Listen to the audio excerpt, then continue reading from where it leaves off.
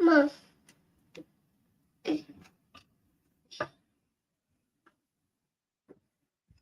Hey, everybody. Welcome. Mom, I didn't have anything.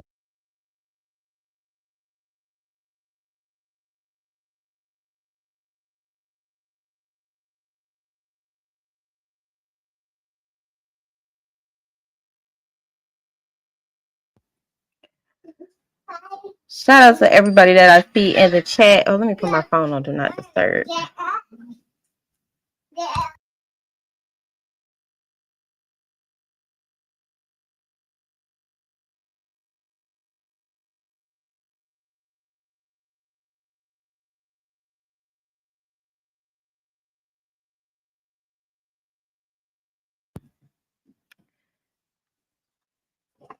Okay, y'all.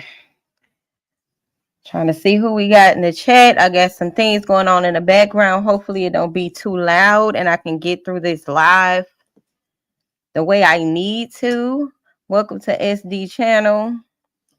Okay, shout out to everybody in the chat. Like I said, hey Angie. I see Angie's in the chat.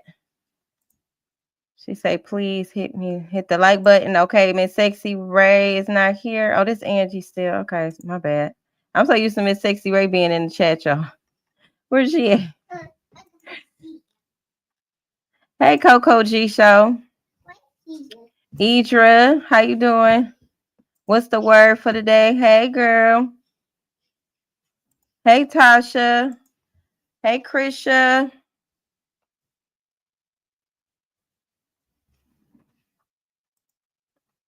So y'all know, if you haven't heard, okay, I just want to go ahead and put this disclaimer out there. This is definitely a trigger warning. Okay, definitely a trigger warning. This is in regards to a very serious domestic violence murder suicide case. Okay, and if you haven't heard about this case that's been going viral all on social media, and it started out on a Facebook Live. Okay, you say I just spoke just to Miss X-Ray just in case. Oh, okay. Yeah, I don't see her in the chat yet. She may come in. Okay. Where the guy, well, her husband, unalived her and then took his own life. But it is a lot of toxicity in between, this murder suicide case that took place. Idra said, yes, she's seen the live. Okay, I'm definitely gonna play the live. And do a little deep dive in. I actually was just sitting back in the cut rating on who the fuck Udi was, right? Because they were speaking a lot about a guy named Obi. Turns out his name is Obi. Okay. So the wife had mentioned a guy named Obi. She said OD. Turns out his name is Obi, right? The husband, that seemed to me what had triggered him to go to the extent of murder. Okay. But we're going to get into all of that. I just wanted to make sure that I had got that information and found out who he was, because I felt like that was the reason that led him to do exactly what he was going to do. Although I feel like domestic violence, where especially where the man is aggressive and he is the aggressor, then it's a strong possibility that it was eventually going to lead into a tragedy as such, especially being as though the victim by the name of Zaria Carr, okay, was her name, especially being as though she was asking for help and crying out for help on a Facebook post, actually her last Facebook post that she had made. But let me just read a little bit about this case. It was said in the beginning when I was keeping up with this case that Zaria was unalived by way of strangulation. But I've also read that she was brutally stabbed and possibly physically assaulted to the point of death. So I am not exactly sure what caused the death. Like, I'm gonna just go with strangulation because that was the first uh article that I had read that stated what had took place. Okay, but we're still waiting for the autopsy. Let me share my screen with y'all. Again, this is a trigger warning because it's a lot. It's a lot going on here. But for those who don't know who she is, she was an influencer. He was too, seemed like he was an influencer as well. But let me just pull it up on here because I can't stand the loading.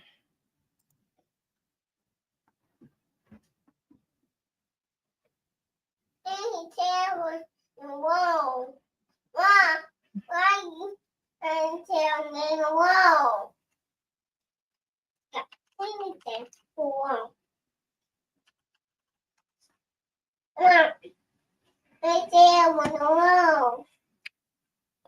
Let me just read this for y'all. How y'all doing? Welcome to the ones. And you know what? Shout out to all the silent supporters. Shout out to the ones that's gonna catch this replay as well. Definitely always let me know what y'all think down in the comments as we dive deep into this murder-suicide case that recently took place. Okay. So it says the influencer by the name of Zaria Carr was 27. Share this screen.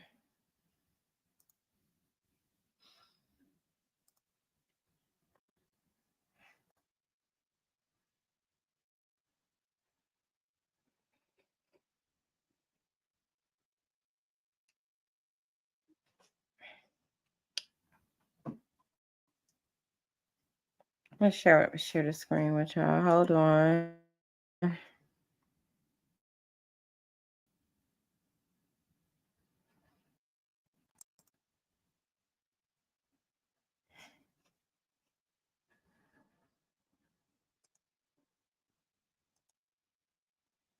Idra, thank you. Yeah, thank you.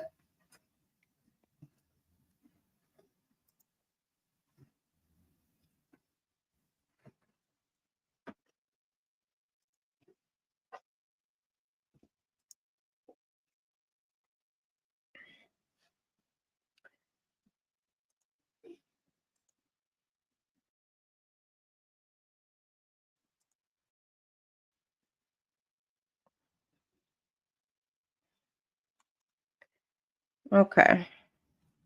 So it says Zaria Khadijah Carr was brutally, the S word, to death at property in Georgia. Says her husband, Shamarcus Jamil Carr, took his own life after police discovered he was behind it. So after he unalived her, I know he waited over an hour before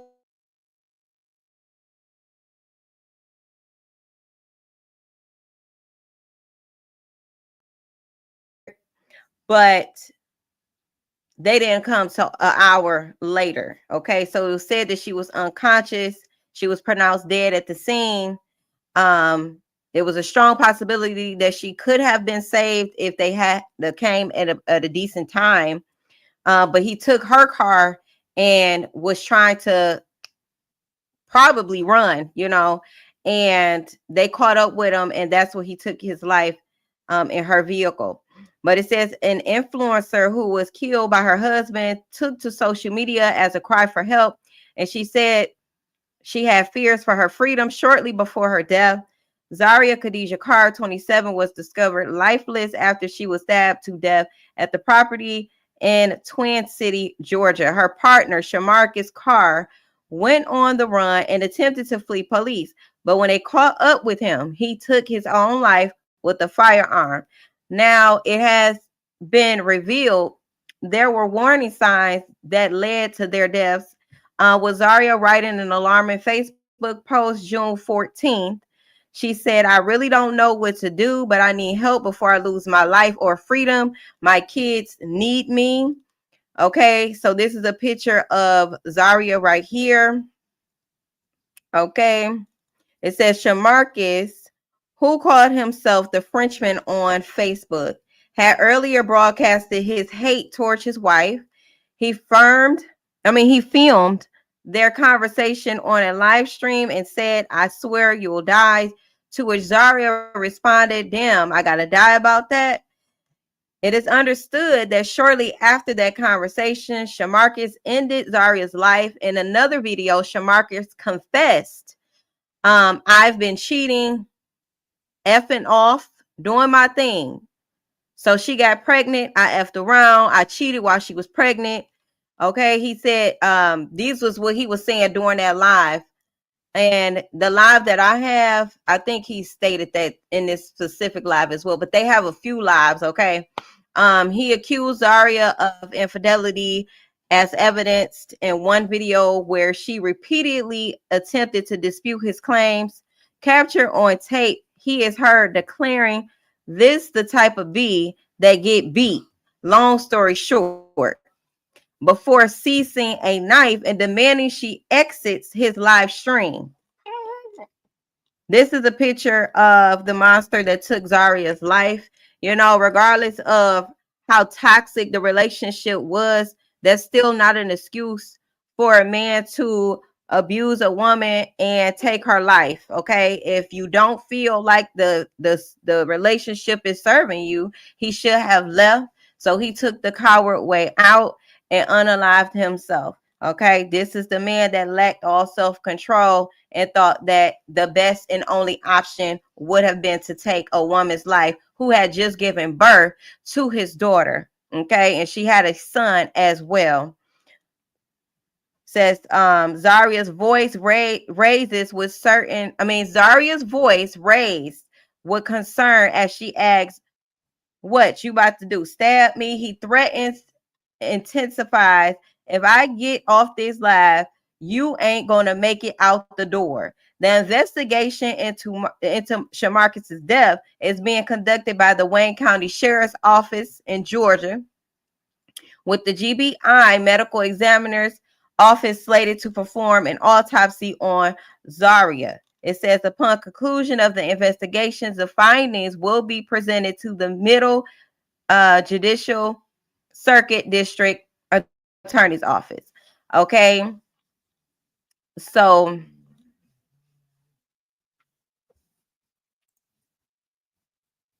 we basically just heard his reasoning per this article as to why he did what he did. But anyway, let's go to the video, or we can go to her Facebook page, which is right here. Right.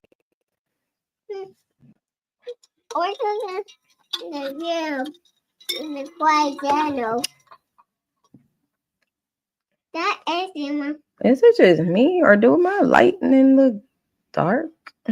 Why not on dark without kissing me? Shh. No. Shh. Yes. Shh. No. I'm gonna fix this. Okay. So this is the post that Zaria made on June 14th at 6:05 p.m. It says, I really don't know what to do, but I need help before I lose my life or freedom. My kids need me. This was definitely her cry for help. You know, people have a thing with not taking shit serious when people are in toxic relationships, and a lot of times they blame the victim because they don't understand the psychology behind domestic violent relationships where a man is aggressive in this particular case, or just being in a toxic dynamic where, you know, it's a lot of manipulation psychologically going on. Okay, so I think a lot of times people don't take into consideration that a woman, it's been said statistically that a woman will leave 7 times before she actually leave her abuser. And a lot of times they be in love with their abusers, okay?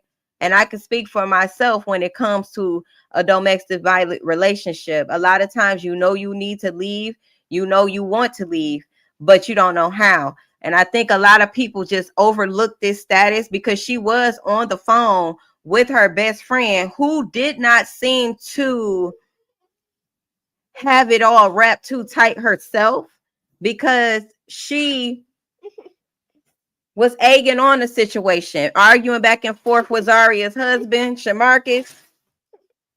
Girl, what the hell?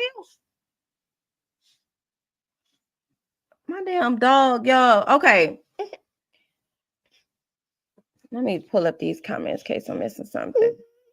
So baby SD, look, she didn't go to sleep, y'all, but we gonna get through this. We gonna get through this. She say, I'm going to have to sit this one out. My aunt was by her. Oh, I'm so sorry, Coco. That's why I definitely said trigger warning, because this is a very serious topic, okay? But as an advocate for domestic violence and a survivor myself, I'm always going to have to bring awareness to domestic violence, because a lot of times it is overlooked. People don't know the signs to look for, and they automatically blame the victims a lot of times in the situation. Hey, Batman. She say, hey, SD chatting baby detective. Yes, ma'am. She say, yes. So I'm sorry to hear that, Coco.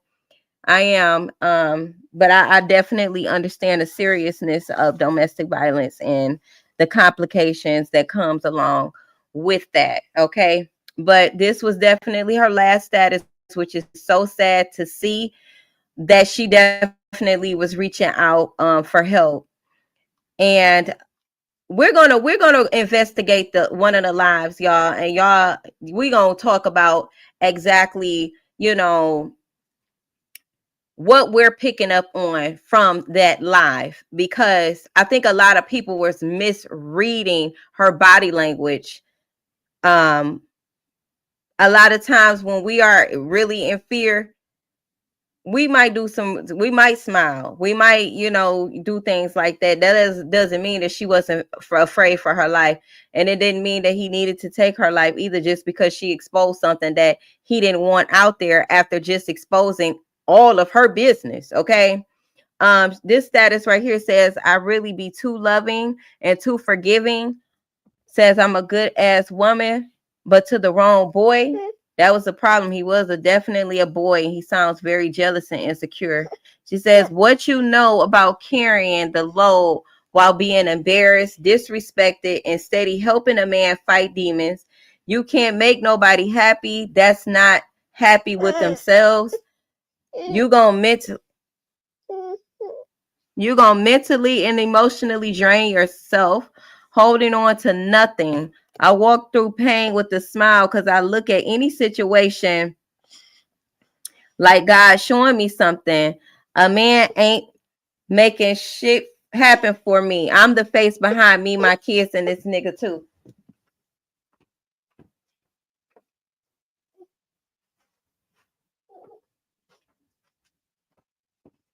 Oh yeah, I want to mention to y'all that she was a correctional officer, and she met him on the job, it's been said, and he was locked up doing some time. Okay, so let's take a look at his background too while we at it. His name is Shamarcus Carr. Hey, Kuwana.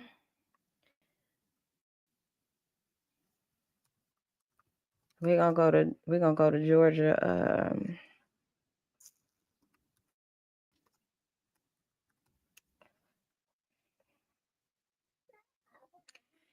Her being a correctional officer, that was really a line that she shouldn't have never crossed to begin with. especially with the type of record that he has. And he refers to himself in one of the lives that I heard as a convict. So, and the house that they were living in was in her name, and she claimed to have been paying most of those bills. He did send her some money when he was locked up.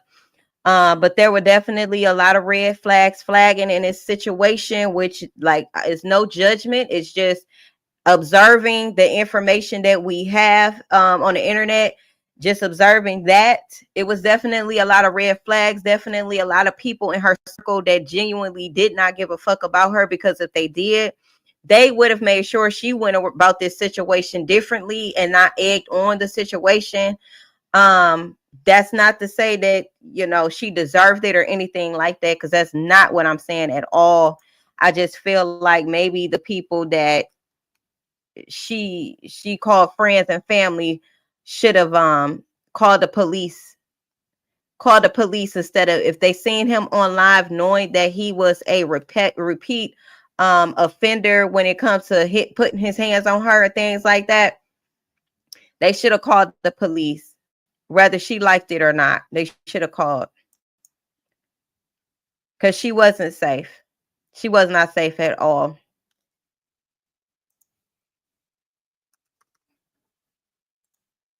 You know?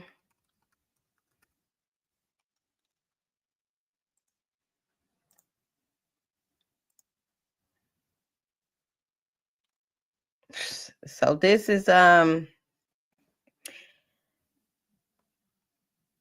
his inmate mugshot.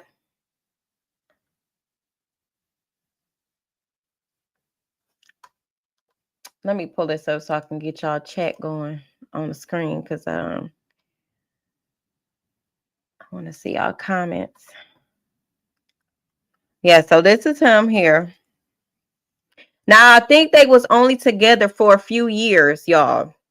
They wasn't together that long. He also had a so-called wife of his that came to the forefront after everything hit the fan, finding out about both of them being unalive, saying that she was married to him and he was just on his way back to her, and blase, you know. And that was stupid to me, because I would have just kept quiet. I would have just kept quiet. But again, it's like, I don't know, people be weird like that. People be weird.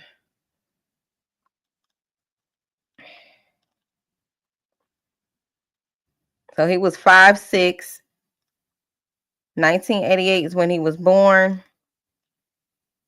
His major offense was aggravated assault.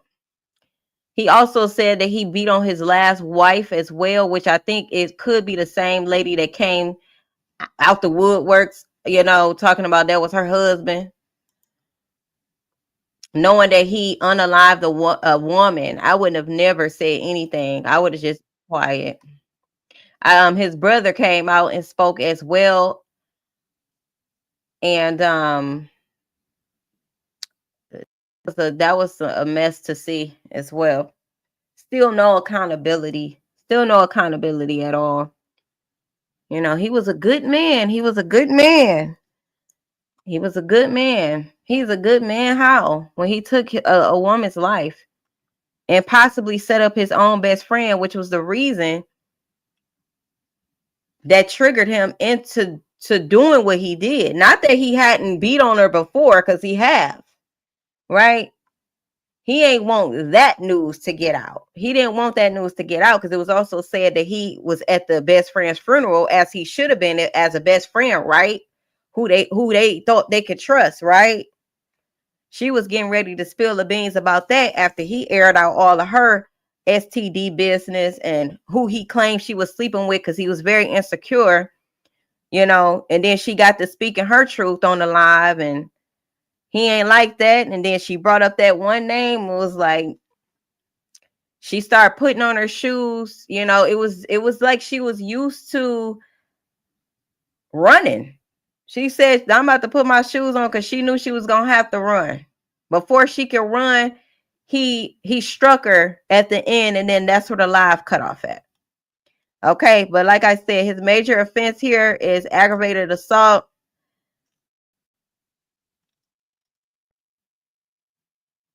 The crime committed date was 9/13/2020.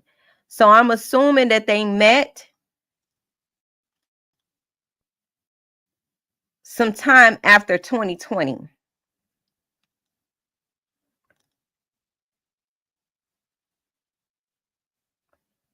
Okay, selling drugs. We got that charge there. There was also a aggravated assault case back in 2012 as well. Another with a possession of firearm during a crime in 2012 as well. Same date. Stolen property. Same date. So evidently there was some type of robbery that went on this day. Like, and I don't know if correctional officers are able to see exactly. I'm sure they can see what they're in prison for or in jail for. I feel like they can. So I don't know why he was an option for her. I don't know. And if I'm not mistaken, during this live that we're getting ready to tap into, one of their lives that they lastly did, I believe I heard her say she was sneaking stuff in for him. I believe. You say he not even cute enough. Listen. Look at him smiling on that mugshot. That was a life that he lived. When he said he was a convict, he meant that deep in his soul. A thief, a woman beater.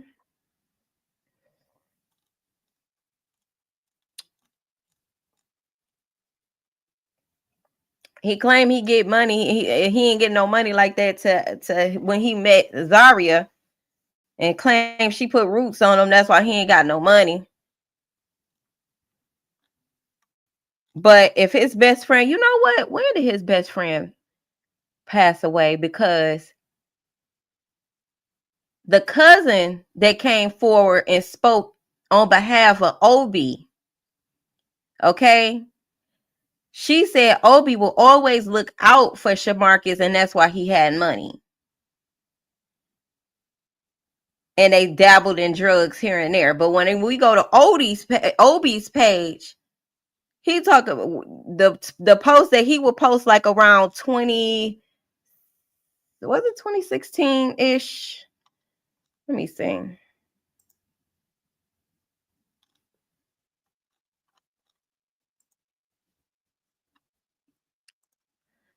Let me share this with y'all.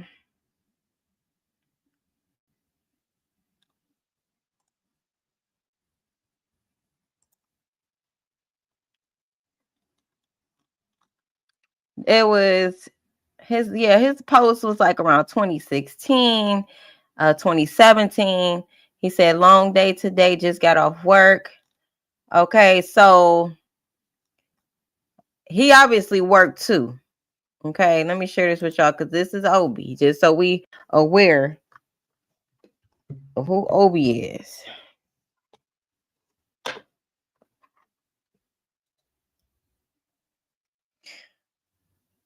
When did he pass away?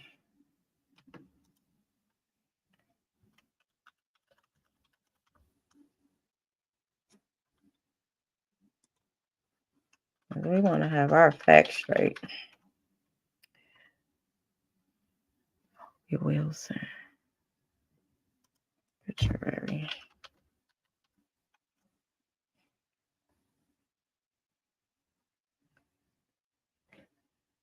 Okay, it says Obi Wilson the third, 36, out of Valdosta, Georgia, died Monday, November 27, 2017.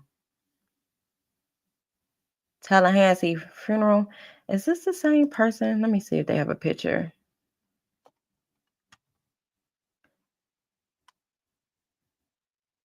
It say of Georgia, but he died in Tallahassee Hospital. Funeral service will be held December 2nd, 2017. Okay. I'm assuming this could be him.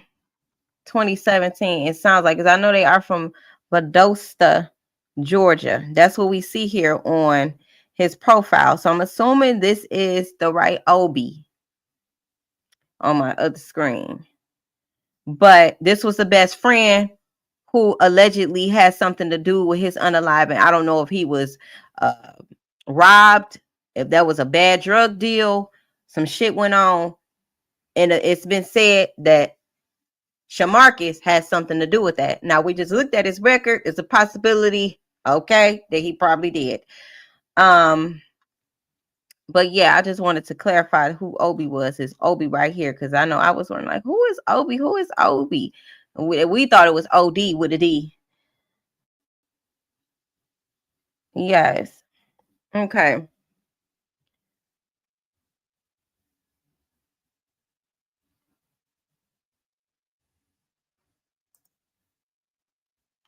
But yeah, he was making statuses 2017. Say he passed away November 27th, 2017. Okay.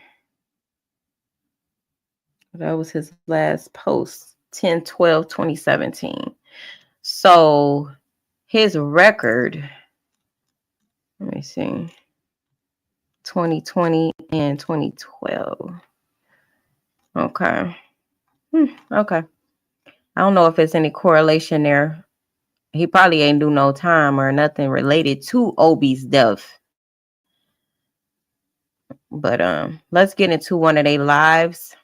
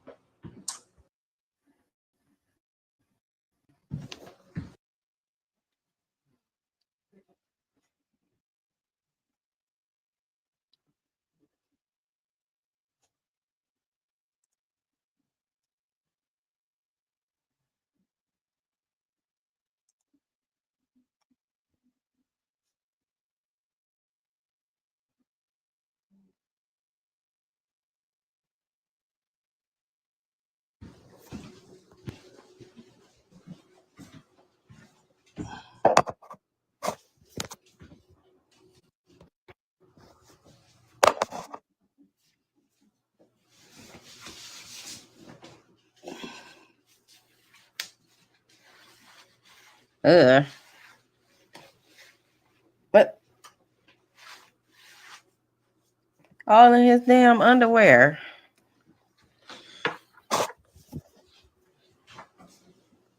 The devil keep trying to keep me from delivering this message, but I'm gonna deliver somebody today. Somebody gonna get delivered today. This man was on demon time. Just listen to him, y'all.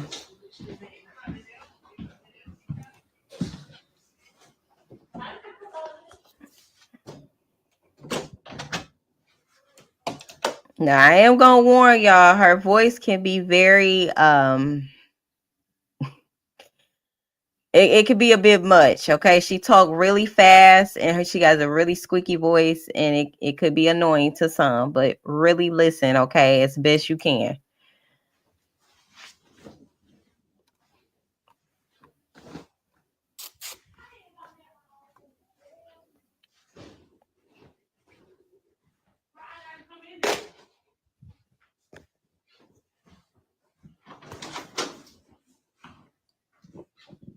You know, nice thing. Go get what you gotta get.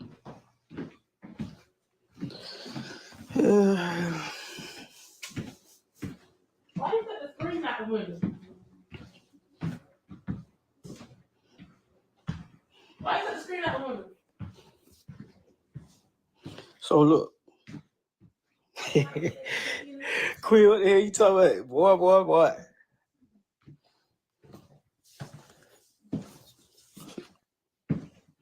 Yeah.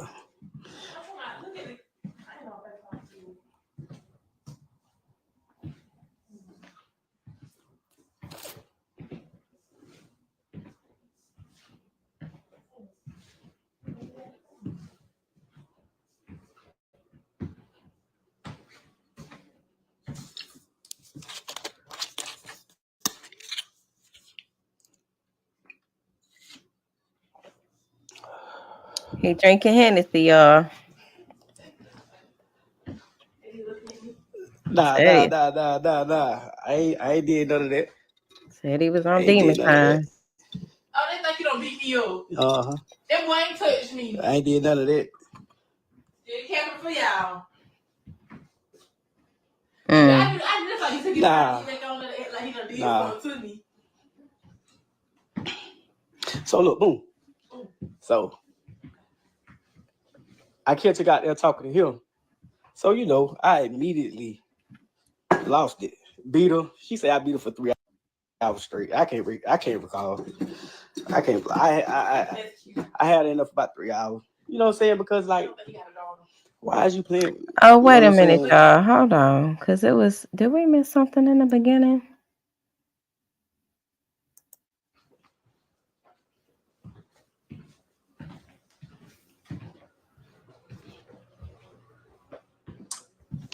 Let me run it back.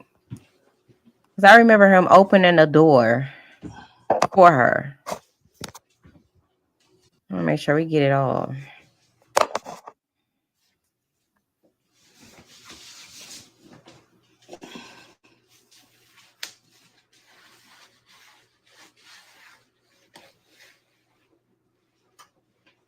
That's not the one.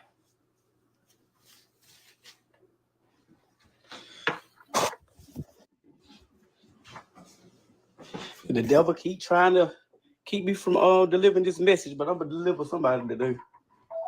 Somebody gonna get delivered today.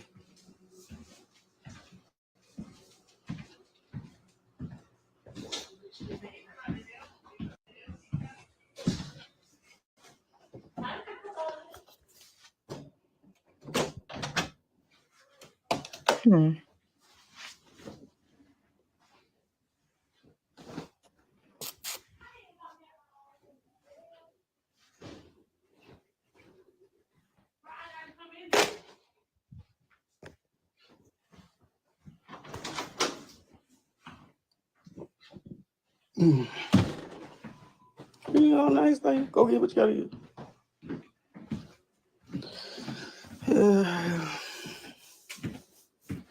Why you put the screen out the window?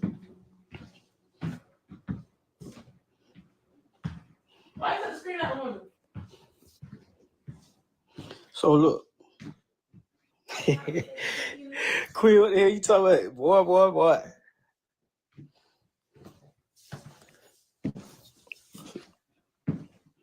Yeah.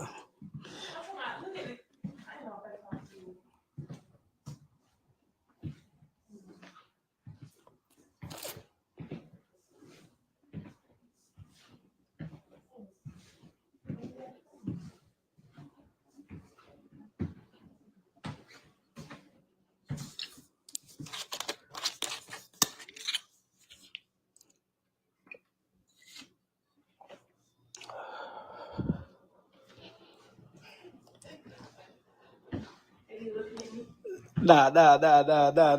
I ain't did none of that. I ain't did none of that. Oh, they think you don't beat me up. Uh-huh. That boy ain't touched me. I ain't did none of that.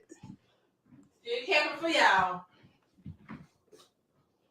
I just like you said, nah. Like he done did something to me. So look, boom. So I catch a guy there talking to him. So you know, I immediately lost it. Beat her. She said I beat her for 3 hours straight. I can't recall. I had enough about 3 hours. You know what I'm saying? Because like, why is you playing? Now look how he casually saying beat her. Yeah, I beat her. She say I beat her for 3 hours straight, but I don't recall all that. Of course you wouldn't if you're a demon and you're blacking out and not recalling what you're doing at that time when something else outside of you is taking over you and you don't know. Of course you're not going to remember that. But look how he casually speaks about it, and look how listen to how she casually say, oh no, he ain't touched me. He ain't touch you right then and there. But the fact that somebody was asking about it on the live or saying something in reference to it, and this is what was his response, is crazy to me. Playing, You know what I'm saying? So now here it is. She done called the police. No, she ran out the house. I really let her go. She ran out the house. He ain't let me go. I treat them. Butt ass naked. Ran to the car. Jumped in the car. I fucked around, left the keys in the car. Went to the police station, butt ass naked. But booty ass naked. So boom. So she ran out the house. She said she escaped from him. She ran out the house. She was butt naked and went to the police station. I get another car and go down that motherfucker with her. You know what I'm saying? So boom, I get down there. She sitting there, goddamn, at the red light. I had to stop. So when she was parked there, she seen me coming. So I seen the deputy, the sheriff, shit, talking to her outside the police station, talking to her shit. So when I see their head turn, I know she had done told them, you know, hey, there you go right there. So they went to looking crazy. I still pulls up. You know what I'm saying? I still pulls up. He asking me what the fuck going on, this, that, the third. I told him, like, shit, we had the altercation, the fight, whatever it may be, and she done ran to y'all. You know what I'm saying? So he telling me, oh, can you pull over there in the parking lot so we can talk about this and get it together? Bitch, I'm a convict. I know what time it is. See, say he's a convict. You know what time it is. He know exactly what was going to go down. He probably was going to wind up in jail. Duh, because you're beating on your wife. Skirt. Straight to Wayne County, straight to Justice, because she thinking it ain't. She think it's a game. But when you sit here, for one, when you playing with a nigga that's beneath me, or even if the nigga had more than me, you know what I'm saying? You go back to my hometown. I don't give a fuck if I fuck this mama. It ain't your job to go back and goddamn, oh, tit for tat. Oh, I'm gonna get my lip back. You know what I'm saying? So I blame any man would. You know what I'm saying? So Batman, he caught himself getting on live to basically expose and basically paint himself as the victim in this relationship. Okay. Or, expose all the shit she been putting him through, and basically to expose and humiliate her. That was the point. And from my knowledge, he started it. He was the one that went live, and then she wanted to rebuttal everything that he was putting out about her. People was getting entertained from it, so they kept it going. It was more than one live, because there was another live that I seen. Understand? So yeah, that's what happened. Boom. So now I can't go back to my job, lost my job, everything. So of course, she got so bad. She got so goddamn bad that I couldn't goddamn do shit. I couldn't do nothing. You know what I'm saying? I fucked with my goddamn partner, goddamn Mel. Mel gave me somewhere to stay. You know what I'm saying? Goddamn, try to goddamn get me right. Woo, woo, woo. You know what I'm saying? But for some reason, for the last 2-3 years, I can't shake for nothing. I can't get right for shit. You know what I'm saying? So I've been in denial. I've been in denial for so long. I've been in denial like damn. So he's saying basically ever since he met his wife, he wasn't able to get back up on his feet. Okay. So the last 2-3 years, that will put him at about 2023, 24, 25. Let's say 2022-ish, right? Because I said they was together for a few years to my knowledge. Okay. But when was he released? I really think it's the fact that he was such a dirt ball and a dirty ass nigga that is what led to him having a fucked up life outside of the toxic relationship dynamic. Okay, the toxic marriage and all of that. He have done dirt to people. Okay, he has. So I feel like it was a lot of reaping what you sowing that was going on as well. But that's just my opinion.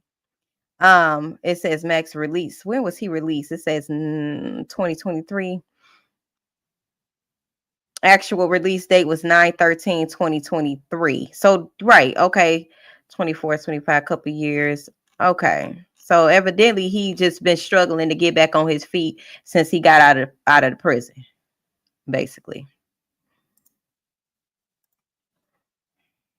Damn, you know what I'm saying? Shit, I gotta goddamn get right. I'm still trying to catch grip.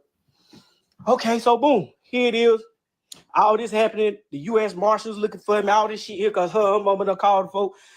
my probation officer and had them folks got them thinking I done beat her where she can't walk, see, and all like she damn near dead. My probation officer telling me this shit. So here it is. Here it is. They telling me. That's why they had the marshals there because I'm already a violent offender. So they had the marshals after me and shit. You know what I'm saying? So they never, you know, they ain't never catch me or whatever. Boom. She go back up there. Months later, you know what I'm saying? We don't calm down. You know what I'm saying? At the end of the day, she's my wife. You know what I'm saying? I come back, we try to work it out. So here it is. When I come back, we sitting in here in the same area right here. I'm sitting right here cooking as usual. She sit right here, yeah. You sit right here. Snow come, her friend Snow come in at the time. Oh, yeah, he finna talk about porn. And she got them tell Snow, another nigga from Jessup wanted to talk to her.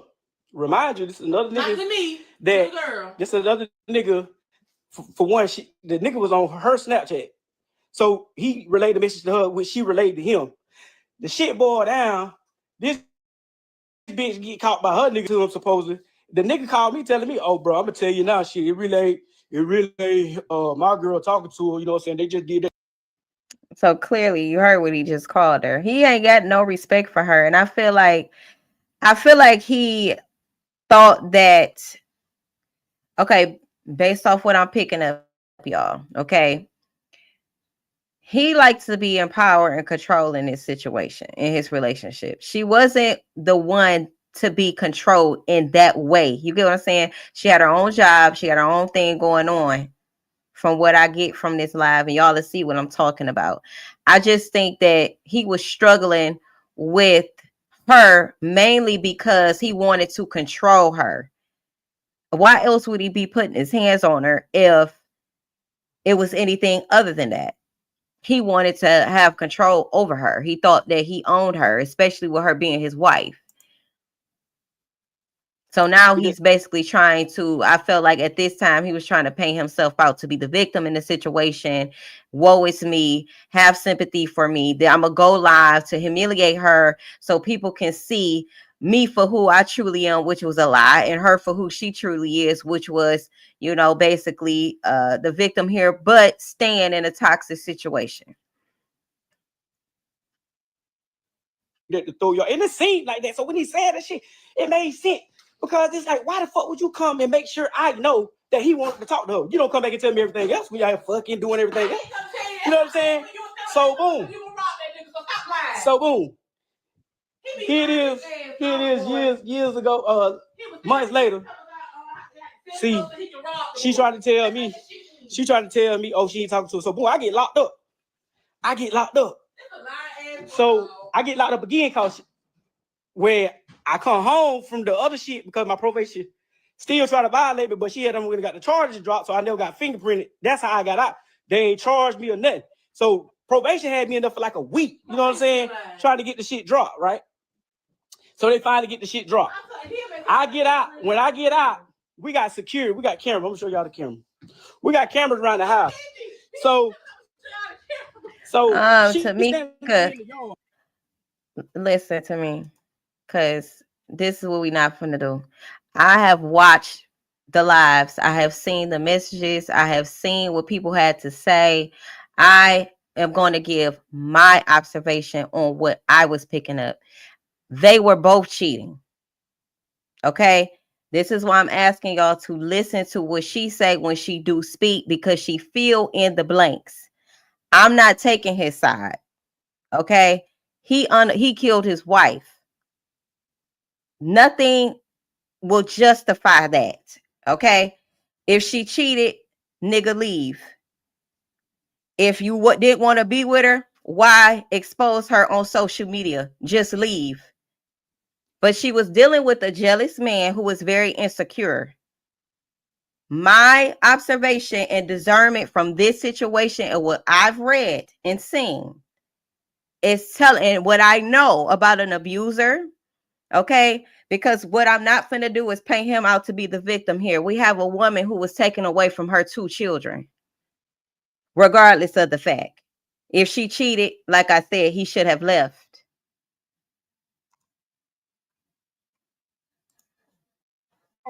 She on the phone with a nigga. I can hear her because she had it on speakerphone. Nigga talking about, oh, I want to get drunk. Da da da da.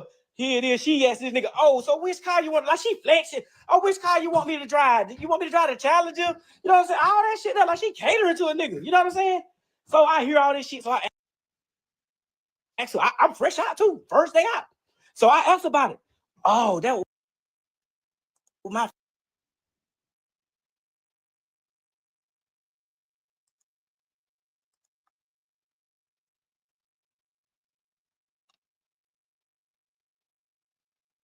Oh, that was my friend. I can't have friends. Any of y'all that's on here that know, if y'all comment, say anything, any other shit, she got to do.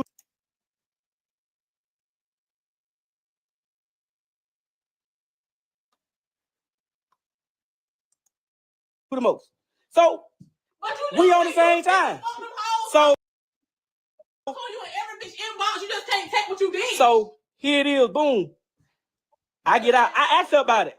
She telling me, oh, that's my friend. I can't have friends. Can I have friends? Oh, you easy. You a fuck, so I don't. But you don't fuck multiple niggas. Here it is. She talking about it. Here it is. She talking about it years ago. Bitch, I'm in prison, so of course I ain't gonna know. So here it is. You gonna tell me? You gonna tell me? You gonna tell me now? So here it is. Boom. You gonna tell me? Oh shit. I did this. I fucked them. I did this. I did all that. But remind you, now I ain't just a nigga.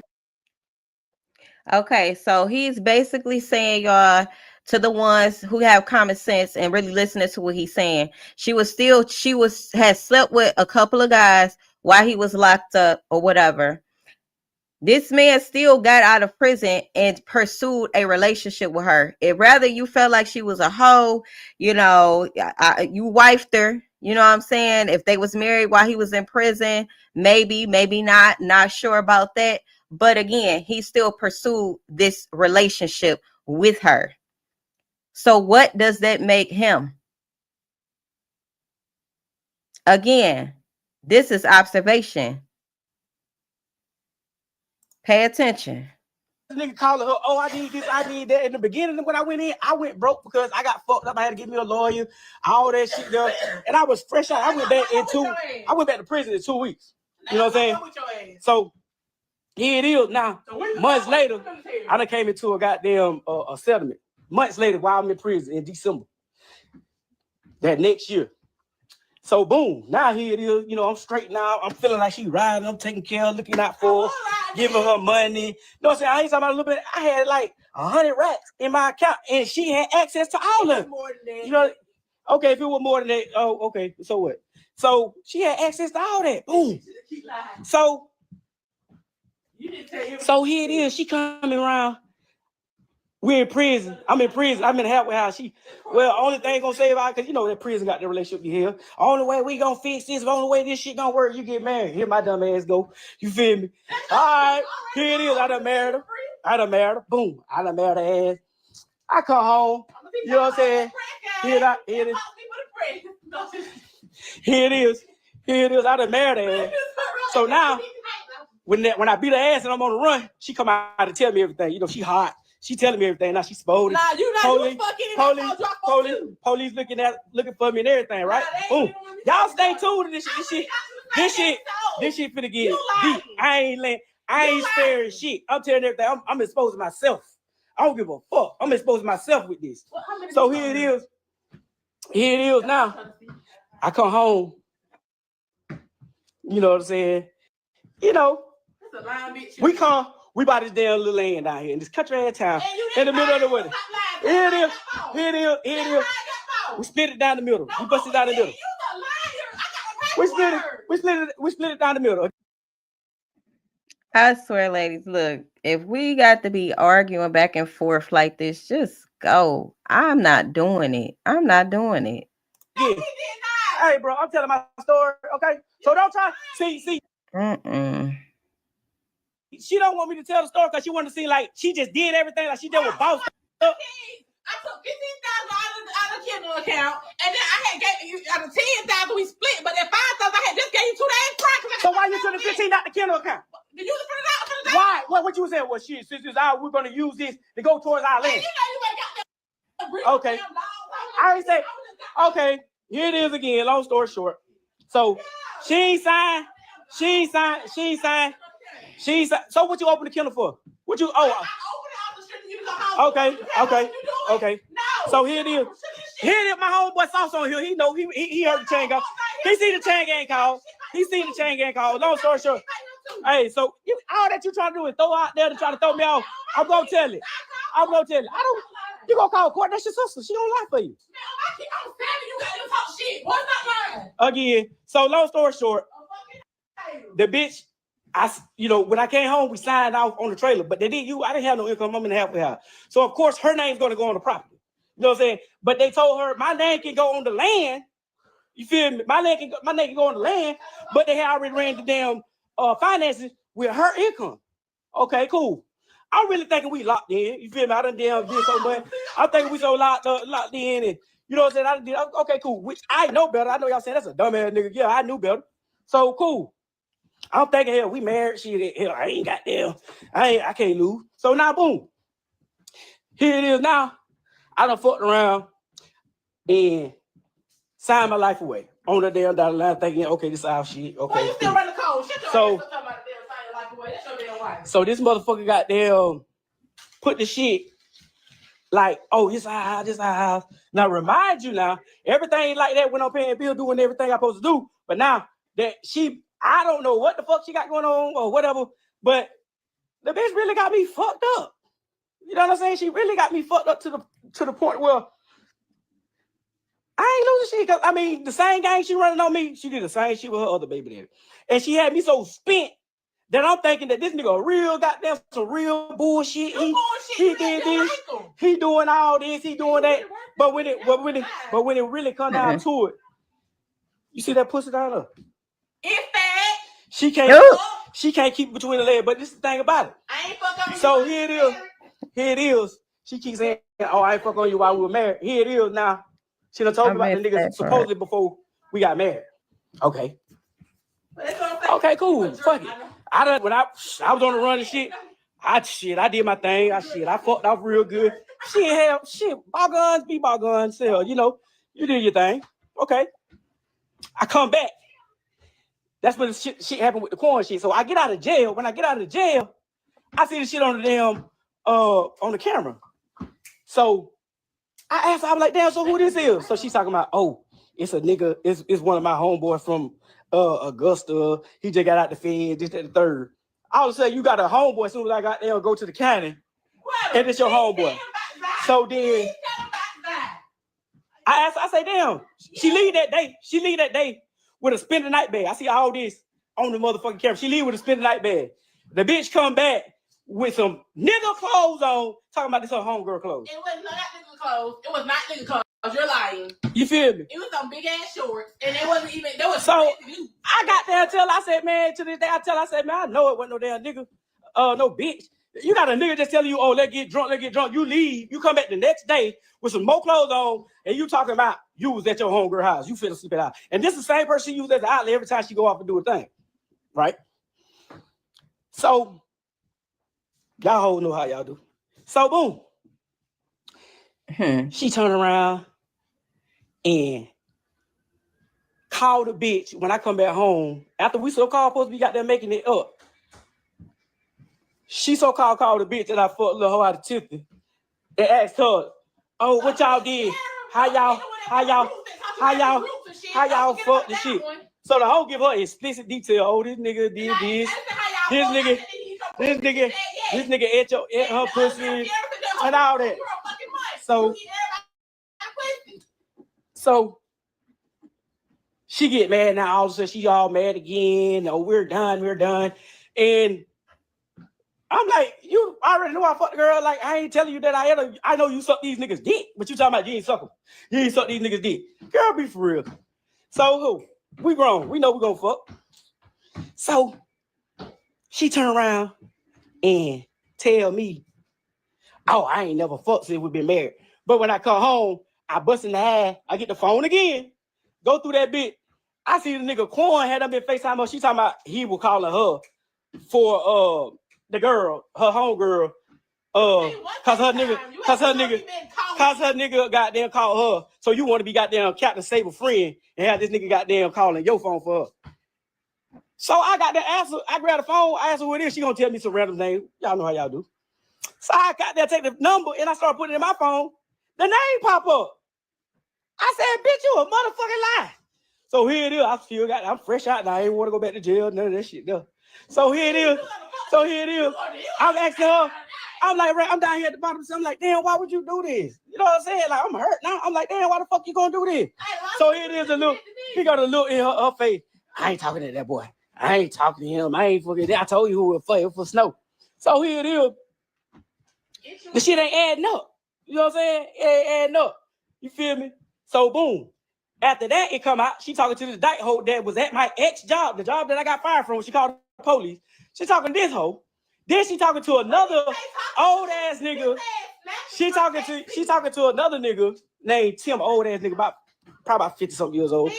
And he comes around. He's supposed to be like a fucking counselor, whatever the fuck he may be. So long story short. He got me out of trouble. Back in jail, going to jail. Only reason I go through the phone because shit, I need to know. I don't give a fuck about all y'all other niggas. I need to fucking know.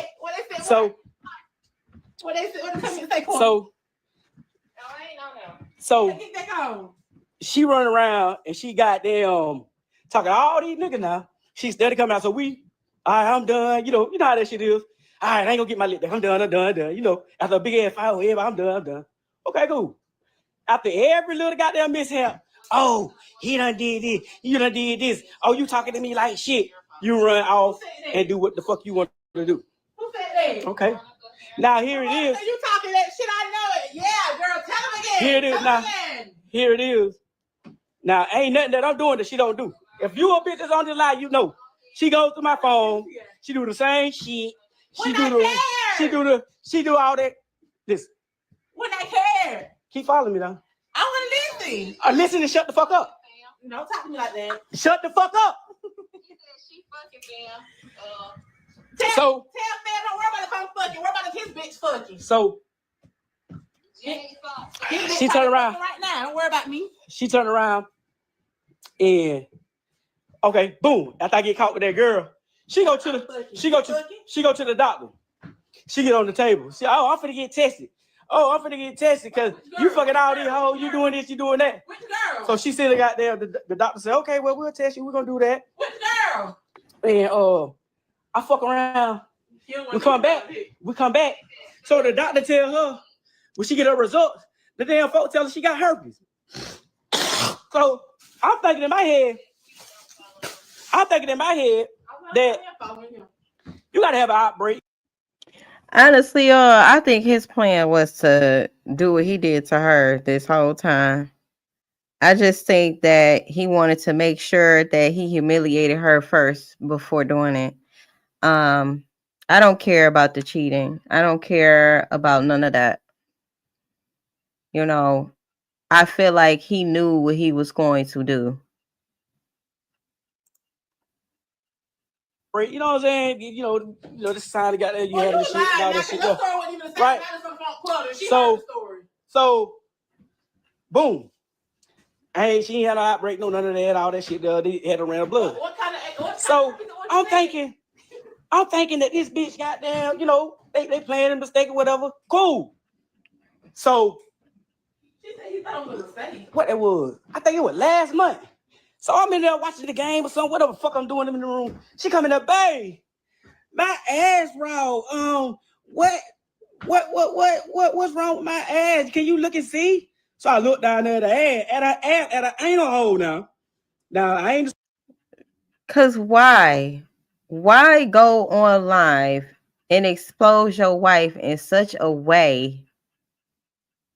Smart, but my knowledge of that shit is like, okay, if you get the herpes, it come at whatever contact or whatever the food. And you the only horny ass dog want to fuck somebody in the ass. So make that shit make sense. I look down at her ass. This motherfucker got goddamn clusters and shit down there by her ass, bumps and shit.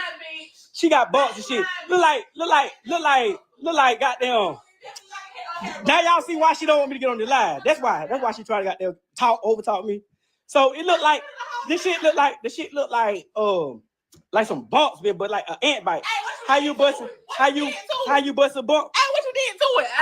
Lick that load of bitch, so stop fucking capping, boy. So here it is, boom. Time go by. She go back to her. She go, no, not time go by. She go to her doctor. She go to her doctor. And the lady looked at the shit. She talking about, I need to get down. I don't know what this is.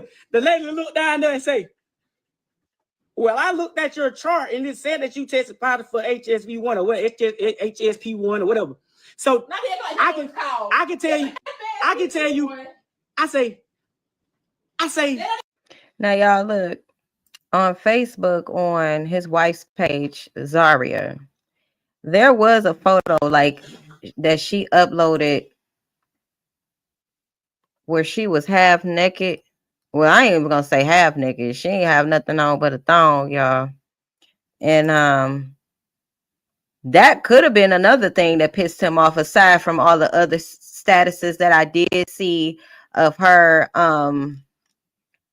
You know how people do subliminal messages or subliminal statuses and things like that. He will do the same thing. We're gonna look at his Facebook page too, because they will go back and forth with the subliminals and things like that. But I think this one picture, if y'all go to her Facebook and see what I'm talking about, that she posted on June 1st, that definitely might have pissed him off too. And she probably posted that picture so that she could get some attention or whatever the case was, to piss him off as well. Definitely got a reaction from that. I just really felt like that when I looked at that picture. And then it was posted just June 1st. And this happened, what, June 14th, 15th? They don't even test you for HSV1. Hey, Colette. Unless you ask. You didn't ask for it? You said when I went, they said it. So I had to get tested in order. Again, like I'm gonna say. I had to get tested in order for them to give me results. I told y'all before when she was pregnant, she went up there to the doctor. They tested her. I didn't even go to the doctor. I went to Statesboro. They don't share data. Okay. So make it make sense. She went to Statesboro. Oh shit. And said, well, hell, I see on your chart where it said you tested positive for it. So here it is. Oh shit. Here it is now. Bitch. I had to put me on the phone. You got the shit down there. And what you so did to it? Now you got what did you herpes. But now I'm asking you, like, damn, what's really going on? Like, what the fuck? Like, oh, you gave it to me. You know, that's the first thing. Oh, you gave it to me. Oh, you burnt me. You did this. You did that. That's the first thing she said. Now then, when the lady in Augusta did her paperwork, she didn't even do no test on the shit again, because she said, I can look at it and tell you right now what it is. You know what I'm saying?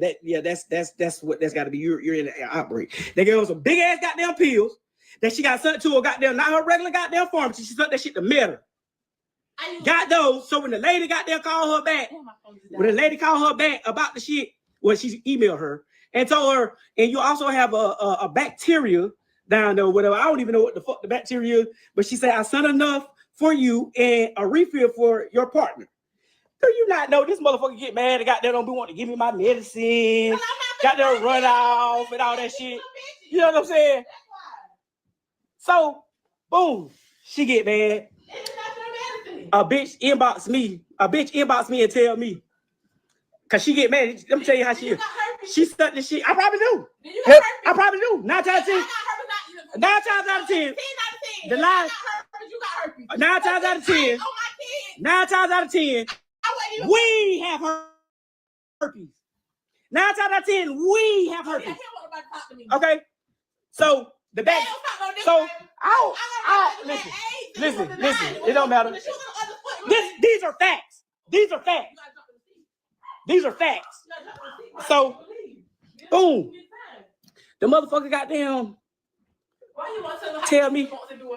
So the motherfucker tell me. They been went straight to eat my pussy. Lick the bumps and all. She don't give me the pills and all this shit. I'm saying, okay, cool. You know what I'm saying?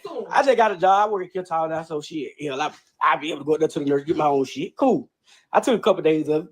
So boom. These are facts. So the motherfucker tell me the day she get up. Oh, no. Somebody inboxed me because she done told on some girl that she seen a video in Swainsboro. She seen a video of some girl. Now, I did notice that dog, y'all, kept barking. On the motherfucking playground. She worked at the daycare. Walk another child to another child and slap another white boy back. So she goddamn called the lady that owned the daycare and sent the damn video to the woman.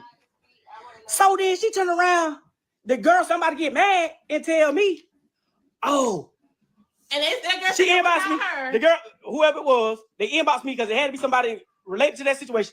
Oh, tell your baby mama she got bigger fish to fry than to be sitting around here worried about and sending videos and shit. She got to goddamn worry about all these niggas she around here sneaking their goddamn fucking. So here it is again. I'm asking the bitch, like, damn, so shit, don't come to me on no damn half-ass telling me. She tell me what the fuck going on, because they might need to go up there to the goddamn clinic. They might need to go to the clinic. So the person ain't never goddamn really come out and give me no facts and shit, and it was off a fake page. So I ain't goddamn go on about it. I ain't goddamn. So, so boom. So boom. So she tell me. Of course I'm gonna be pressed. I know all them niggas down there burning.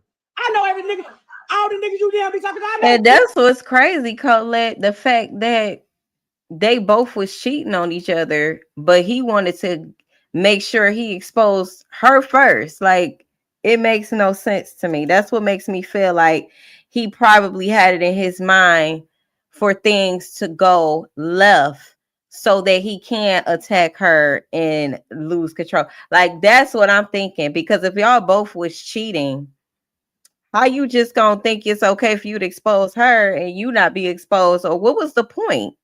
What was literally the point? Like, it makes no sense. These are niggas that I know. I know they burning. Oh, the fuck? So, I don't know. I don't know what you mean. So, of course, I'm going to continuously ask you, who the fuck you been fucking? Well. The fuck? Well, I told you. So, boom. The motherfucker sent me the shit. So I'm asking her like, damn, what's going on? So she ain't never say nothing and all that shit there. So she get mad. So she go to goddamn trying to find out, oh, it's gotta be Lil. It's gotta be Lil. Text the girl, baby dad, all this shit here and all that shit. So the girl, when she texts me, so she goddamn hitting the nigga asking why your baby mama lying, all that shit. No, I didn't say that. You a liar. I don't know word for word about baby. Did you not hit the damn girl baby dad up? Kojak. You a liar. Did you not? Okay then, shut the fuck up. So goddamn, stop spraying my name because she trying to get in the field. That's what the fuck I said. So she always, oh, you spraying my name. So if why should a motherfucker even got to have that ammo to say that you're out here fucking? Now y'all know I'm not from no swing. I don't know these folk around here. I don't kick it. You know what I'm saying? So niggas ain't finna just goddamn pole mill. Hoes ain't finna just pole mill because for one, they think, oh, you got this scary ass baby daddy. You got these scary, you with the pole, got them squeeze up. So I said somebody pull me up. I don't know. So I'm trying to take advantage. Like, shit, what going on? Tell me what's going on. You feel me? So the bitch tell me, oh, I ain't fucked since we been married, but I done caught you talking to all these. You mean to tell me you done talk to all these niggas? And I wouldn't have been too many bitches in my house. Ain't now one of these niggas crazy. Now here it is. We goddamn sitting around. We're sitting over this bitch goddamn burning. So here it is. This bitch goddamn haul ass and leave. She fuck around and leave today. Drop my baby out, pay goddamn child care, and goddamn with the Bluffton, South Carolina. Yeah. Talking about she went horseback riding. Now I bet you did go horseback riding. So I goddamn go through the goddamn whatever I goddamn do and go through the damn shit and see. She done been talking to another nigga. She worked at the Hyundai plant. She one of them Hyundai hoes too, y'all. She worked at the Hyundai plant, had a whole full-blown relationship with a nigga out there. And she called that nigga the other day. I ain't calling about text him. And I asked her, like, damn, so what you doing? She trying to get the feel. Don't be asking me about what I'm doing. Don't ask me about no nigga. Every time, when she go to doing that, when she go to doing all that stuff, you creeping. So, man, with me. And you know what? It's like, what really was the motive? What really was his point? Like I say, I felt like it was definitely premeditated. He knew that this would lead to an altercation. but he wanted to make sure that he made himself out to be justified for what he's doing. Because if we look at a lot of the comments on Facebook and on YouTube, if you go to these videos and look at some of the comments that people are saying, that's what it's given. Like almost like they're justifying his reaction to her and the extent that it went because he was the victim. And that's not what I'm getting from this. Like, you a whole man, you put your hands on a woman, you beat her. He said that from the very beginning, he beat her. We don't want to miss that point, okay? Because I even saw comments where they were saying, like, you know, women got to learn to shut up. Women got to learn to not antagonize men, or, you know, men got to learn to not do what the fuck he's doing and have self-control. I think the problem is unhealed people need to stay out of relationships. That's what the problem is. These toxic dynamics where people lack self-control and self-awareness and not even have discernment enough to leave situations that do not serve them or misread triggers. Why are you still in a situation where you should be on high alert and exiting quickly? Why are you still there, entertaining it, arguing back and forth, trying to plead your case? If you did have a STD, if you didn't, if you cheated, if you didn't, none of that matters when your life is on the line, when your children is you know, there. Or I don't think they were there, but if your children need you, right, you gotta make quicker, sound decisions, you know, in order to make sure that you are safe. Don't sit there entertaining a fucking peon. That's what this is to me. Toxicity will always blame the woman or the girl, even if they're unalive, right, Batman? Because that is the point, okay? All that other shit, her trying to defend herself, it's in her right to do that. If he's on live, telling the world, exposing her hospital records, exposing her cheating, exposing her and humiliating her to the world, do she not have a right to speak up and defend herself? Regardless if you think her voice is irritating, regardless if you think she should shut up. Like, who would sit back and want to hear somebody, especially their wife, their husband, who is supposed to be protecting her, okay, and exposing her to the world? I mean, come on now. Is she really wrong for that? I think the only thing she guilty of is staying as long as she did, or allowing him to stay with her as long as he did, or better yet, entertaining a convict, because that's what he called himself. Me? You pay no bills. That's why you mad. One thing about it, I just sat there and said that if you listen to them, if you get to but he also is the type that she probably have tried to leave, wanted him to leave. Do y'all not know that men become more aggressive when the woman is leaving, trying to leave the toxic relationship? They become more aggressive. Women are unalive at a higher rate leaving because they don't want the woman to leave either. So it's kind of like, damn if you do, damn if you don't. She needed some serious intervention, some serious family intervention, something. Pressing some charges or something. She definitely should not have been there. And I just really feel for her. If you get to the whole live, if you listen to the whole live, I told him I was fucked up. Okay. Okay, and then about the paper, about the paper situation. She bossed up. But I'm gonna show y'all. When the hurricane came, a motherfucking hurricane fell through. Look at all this shit. She so goddamn clean. Look at this nasty ass shit. So that shit been on there 2 days. How long? Okay, so what I'm hearing, y'all, is he didn't feel like a man. She thought she got more money than him. That's what she just said. She got more paper than him. Regardless if she had HIV, she doing better than him. You saw the look in his face when she said what she said. That did something to his ego. Okay, so he's deteriorating in real time during this live. That ego is, she's surely chipping away at that ego. Okay, and he becoming that monster right here on the live. So here it is. Insecure, jealousy, envy. She more successful than him. A tree fell through the roof right here.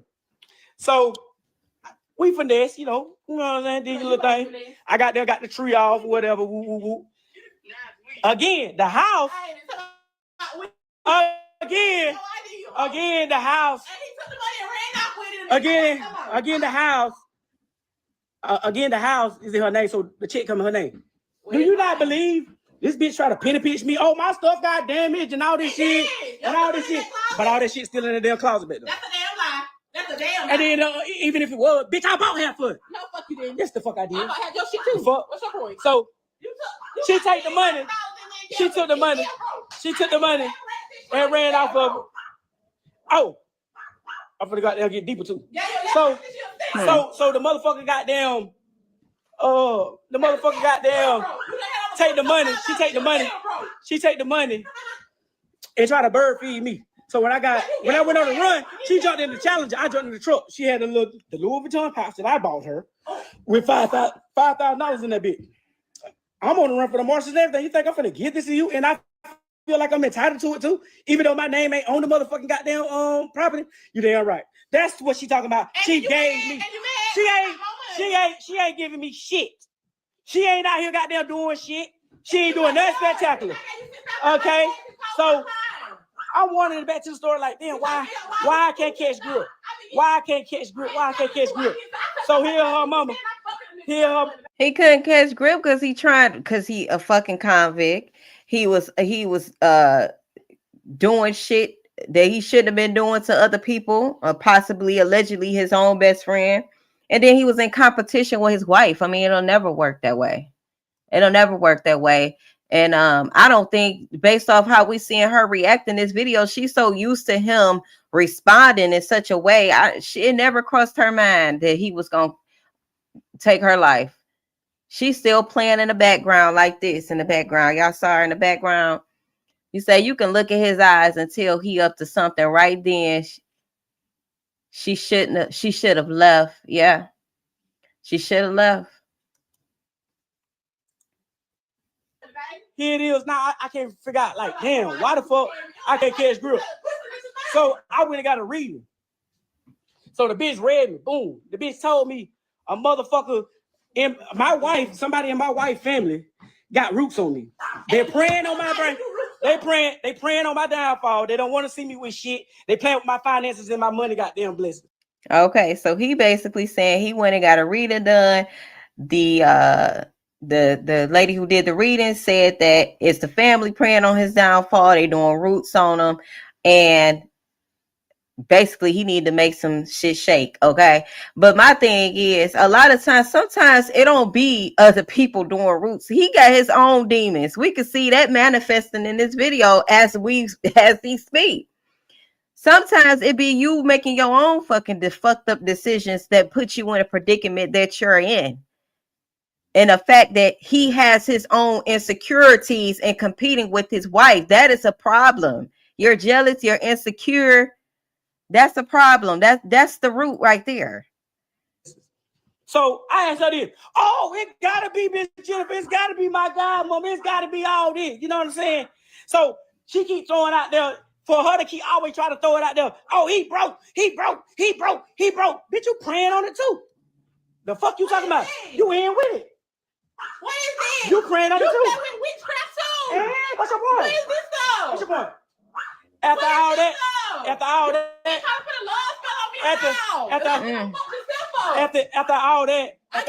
So she said in the background, he tried to he did put a love spell on her as well. See, a lot of times the only way out from situations like this, when you dabbling in dark magic, is death. To death do us part is a spell. After all that, Yeah. I went and got down. I went in there trying to get her. I went and called and paid the girl to get a reversal. I tried to get a reversal. So when I got done with to get the damn reversal and shit, you know what I'm saying? And look, I don't think women realize that a lot of men do dabble in witchcraft and root work. They do. A lot of times they'll never tell you, but they definitely do all the time. All the time. She got them be getting mad. Don't want me to do. Oh, you ain't gonna do this and do that. What the fuck is I supposed to do? You cry, complain about me being broke, but you don't want me to goddamn get right. I ain't never been no broke nigga. I always got money. When I met you, bitch, I had money. You see what I'm saying? As soon as this hoe came in my life, everything went down here. Everything. So here it is. The folks told me every time I get some money, I lose it. I lose it. I ain't even got to gamble. Everybody know I gamble. I ain't even got to gamble. So boom, when they went into, hey, okay. See, a bitch like that. You see how a bitch like that? Yeah. And honestly, y'all, when I remember I said he got a wife that supposedly came out the woodworks who was married to him first. She said she was the real wife. She might have been the one that got roots done on his ass so he can go back to her. Remember I said she said he was just getting ready to come back to me. Yeah, but they was already in a bind. They was already binded together because of the shit that they had been paid for, love spell this or whatever the hell type of roots they had done. She probably did it too. That ex-wife or his other wife or whatever the hell.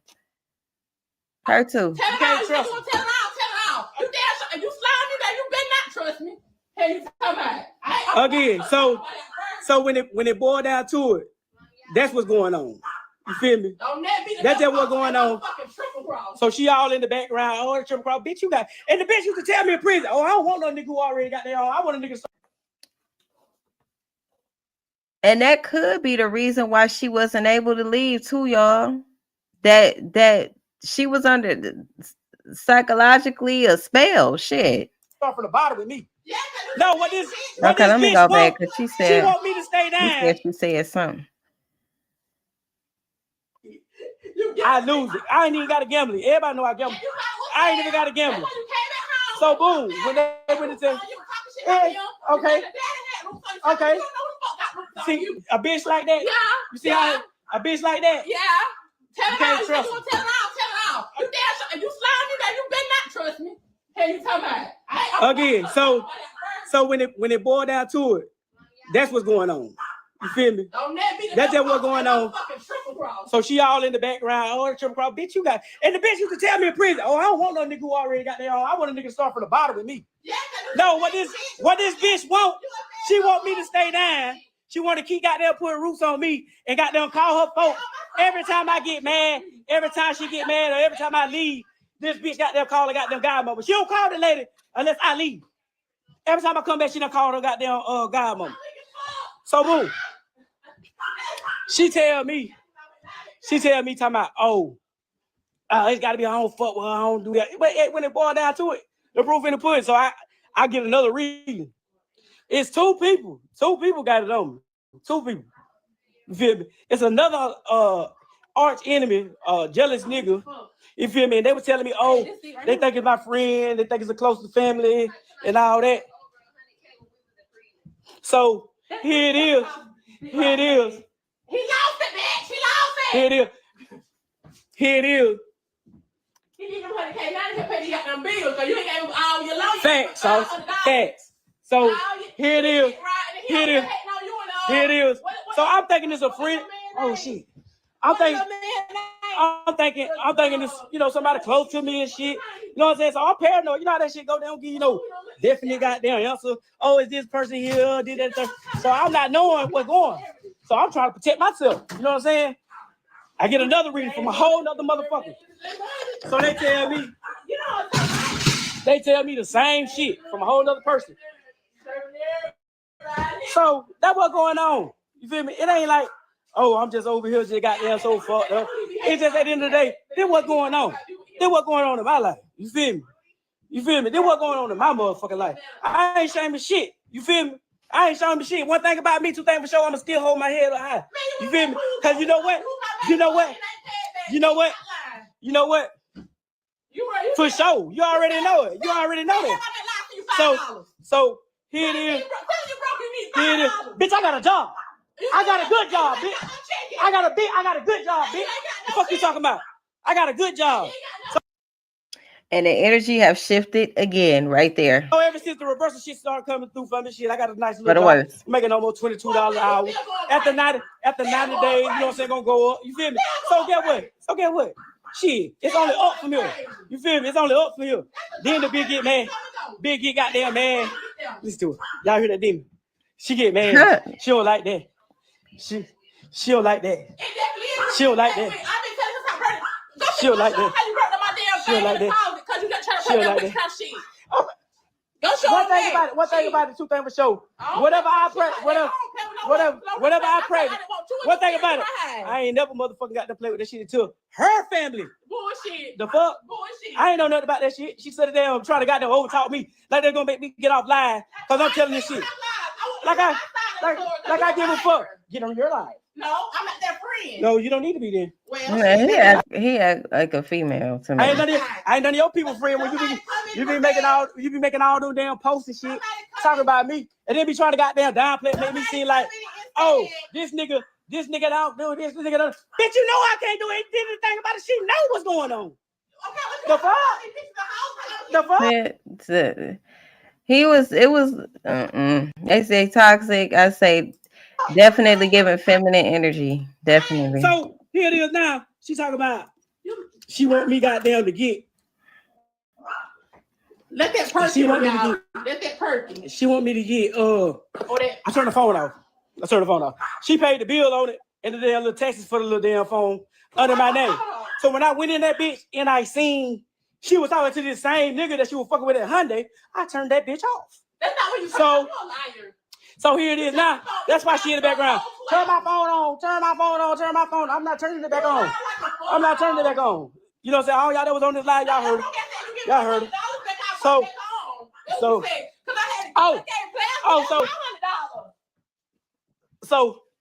when the folk goddamn told me the shit,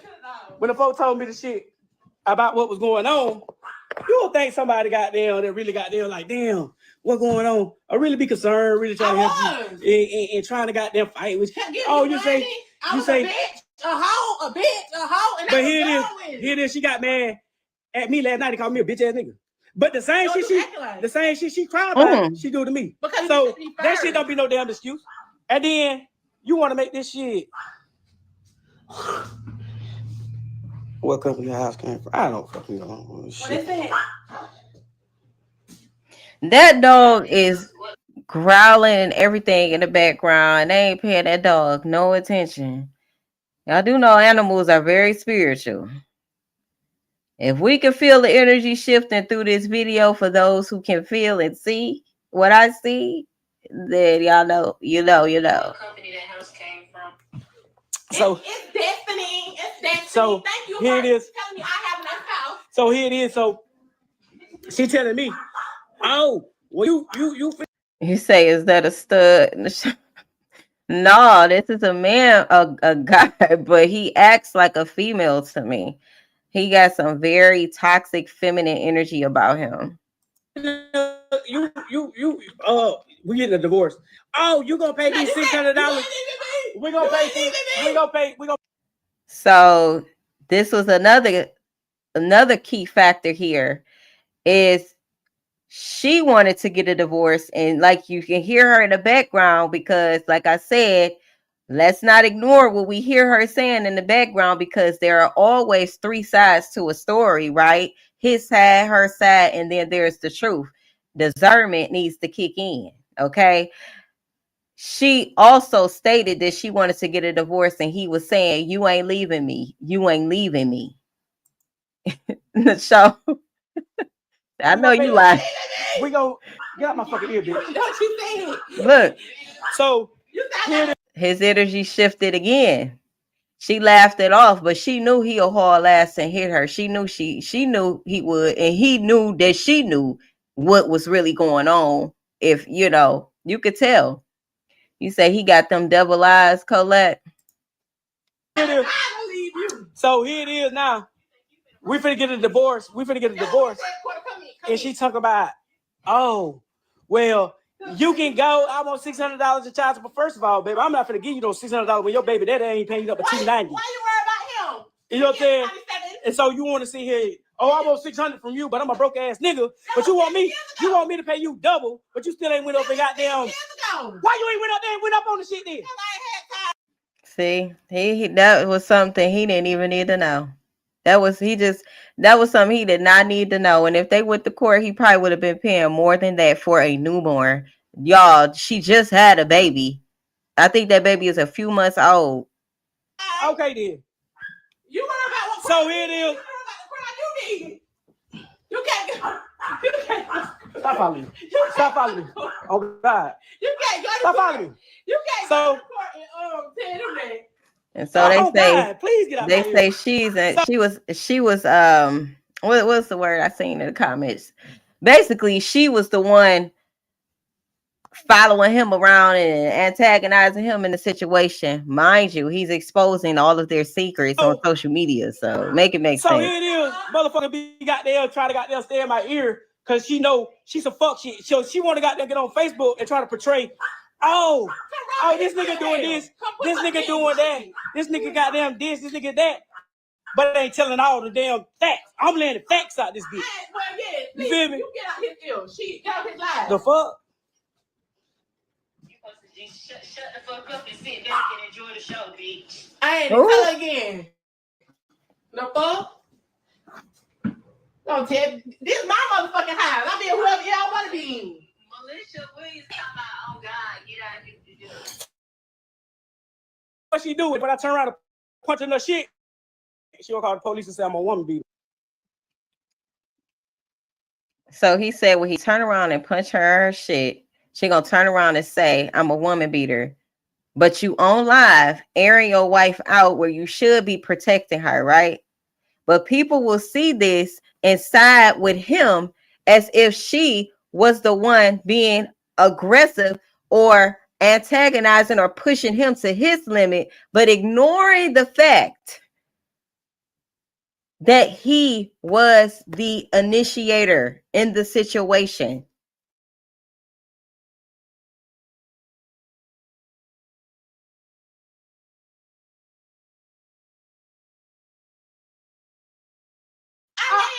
I'm a bitch beater. Every time you come in.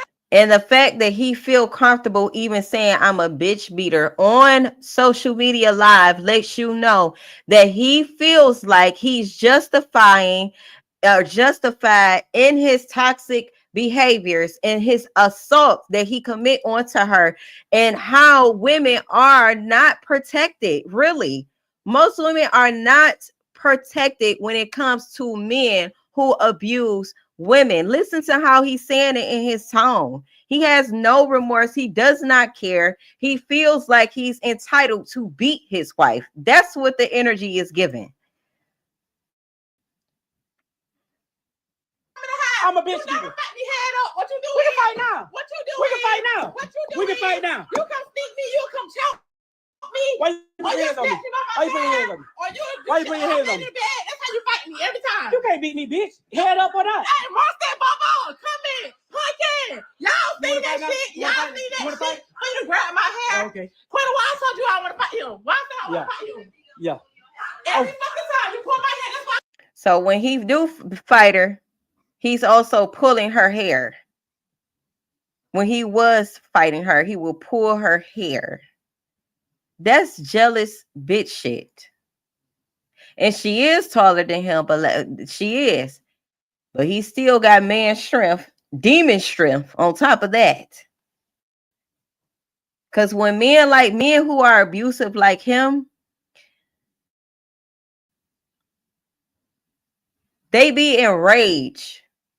They be enraged. And any man who is verbally abusive to women are very physical abusive as well.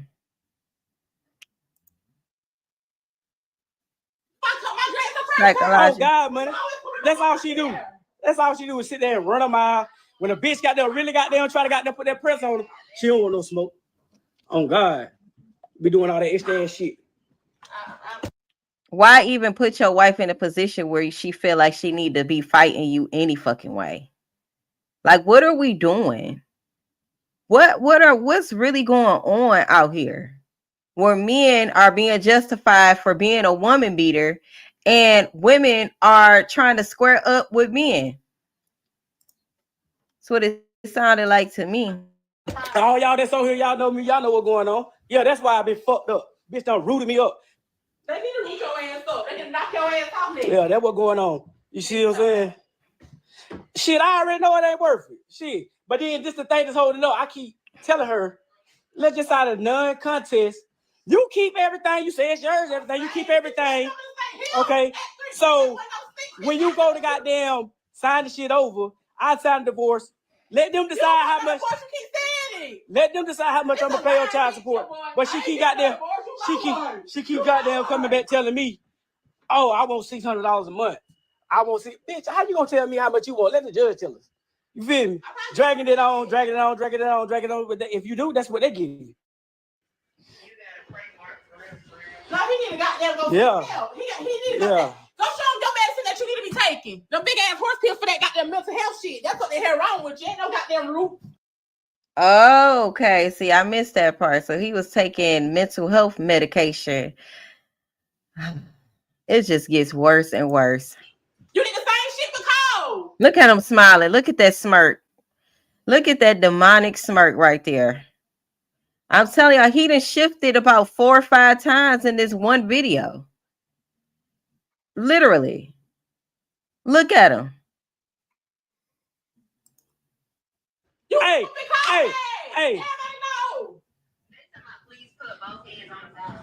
Hey, when it come down to it, she always trying to throw up what I did to Cole and what I did to Cole. Yeah, I beat him. I jumped on him. But everybody didn't just know the true story. So when it came down to it, she got better. We didn't have all that. We didn't have all that going on. You see what I'm saying?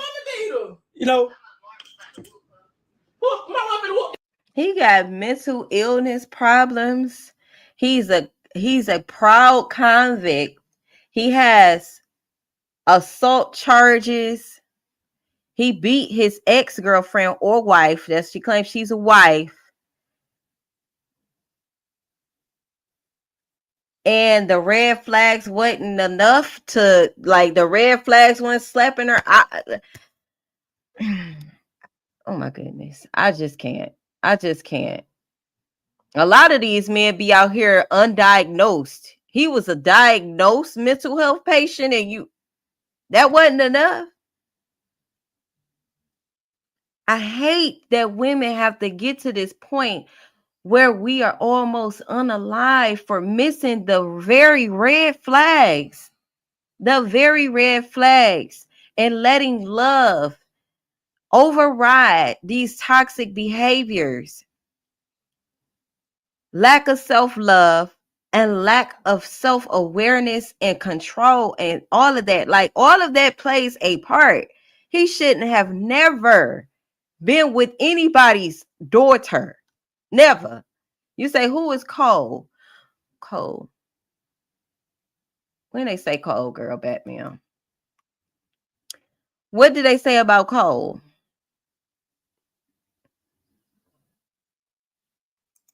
Let me know so I can remember. I ain't going out there on no line. I had a few my time, had that pressure having you thinking it gotta be a spell. That's a girl or boy? A girl. She wants some dick too. Go get some. Wait, what you say? Get some Hell yeah, puppy dog. Sometimes people mistake the universe putting you, purposely aligning you to change as a root as well. That just would just hit my spirit. Like, a lot of times it don't be roots. It just be time for you to grow and evolve. And some people choose their demons over growth. That's just what it is. You say, she said she did the same thing to Cole. She said you did the same thing to Cole. I believe that was his ex. I believe that was the ex. The Cole person named Cole, I believe. I'm gonna have to go to Facebook and see if that's the same. They got the same name, but I believe so.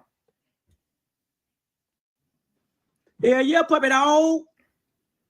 Yeah, these are factual. That pussy gotta be good. It's fine, baby.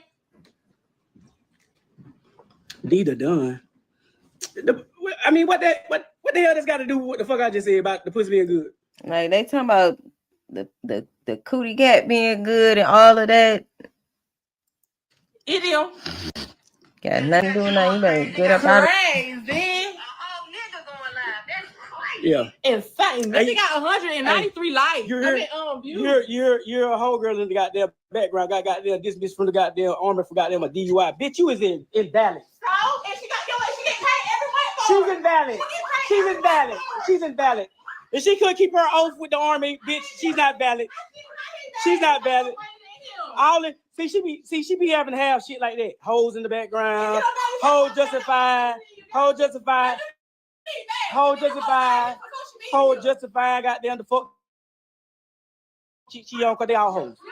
You know what I'm saying? Listen, she mad. She mad. Listen to her. She mad. Listen to her. She mad. She mad. Listen to her. She mad. She mad.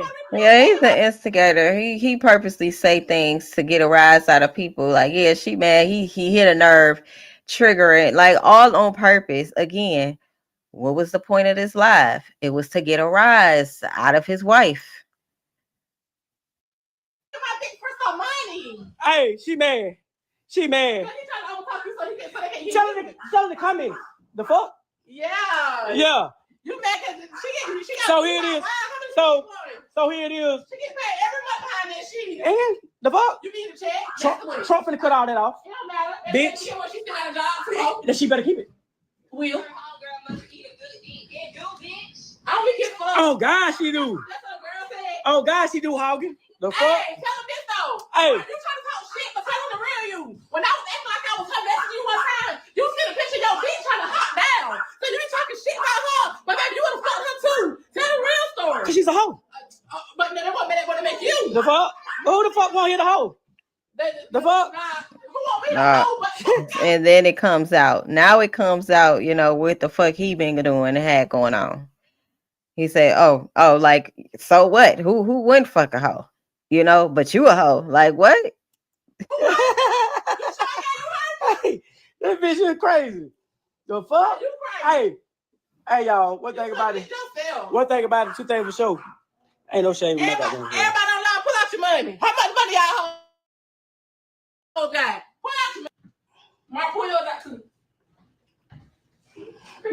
too. So y'all both different by favorites. Hey. And then, why you don't See, the people ain't no better. That's why she's talking about y'all my favorite. tell about how you go back with like you this Yeah, I'm glad saying. daddy, but you don't be so high for me and you into it. Be for real. Be real with yourself. You ain't no goddamn daddy that you like you be putting on. Take that cap ass shit. You want to get your shine on? No, I want to tell the truth. Oh, tell the truth. You're a fucking liar. Tell the truth. So, do you got herpes or not? Crickets. Yeah, I got herpes. All right, then. Shut the fuck up, then. But my paperwork says something. Thank you. I need it. My paperwork says something different. I need it. I need it, boo. But if I ain't fucked nobody else for 3 years now, you tell me how I got it. Now you fuck about 5 bitches that I know about now. They include the other 25 bitches. And you know what, bitch? I mean, y'all think about it. Somebody air out your medical records and telling you what STDs you got, or if you got one. Not saying that y'all do, but think about it. If they saying anything about you medically on social media, that's fighting words, is it not? Like, what type of time was this nigga really on? Like I said from the beginning, he was on demon time. Who will react like, oh yeah, thanks for airing out my medical records on social media? No, he did what he did to get a rise out of her so he can justify beating her again and losing control. So strange, ain't it? That's why I'm just sitting here thinking, like, it makes no sense at all. Why would you want to do something like that? But again, we're dealing with a person who has mental issues. He ain't say it wasn't true, so it was some truth in that.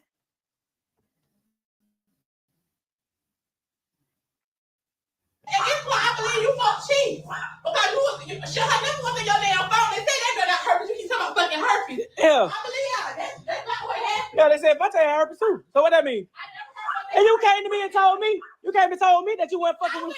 You told me. You told me. You came and told me. You came and told me that you stopped fucking goddamn Kivo because he had herpes. No, that's not what I told you. I won't fuck him again because he got herpes. Yeah. Too many herpes got them stories around you. That was that spirit entering that body with that bird. But now listen, the most toxic situations like this with me and our abusers, y'all, seem like they have the most time in the world to argue for hours and hours. You had herpes. They get a rise out of exactly what she doing. Don't do no arguing. If it don't feel safe, please leave. Please leave. You ain't got to clear no air. You ain't got to clear up no lies or no rumors. Let them talk, do what they gonna do, because you can feel energy shifting for the worse. You can. She knew it because you will see. I'll let y'all see. Your sister Quisha told Bernicia that you had some shit you can't get rid of. And that was before me, baby. And you lied about it. When you came home from prison, it might be true. When you came home from prison, you threw your paperwork out the window. And while you telling shit, tell them about that story. Tell them about the shit with what is it called? Hootie? Whatever the shit. Well, whatever. Look how he looked up, y'all. That triggered something in him. When she mentioned that name, Udi. And you lied about it. When you came home from prison, it might be true. When you came home from prison, you threw your paperwork out the window. And while you telling shit, tell them about that story. Tell them about the shit with what is it called? Hootie? Look at him.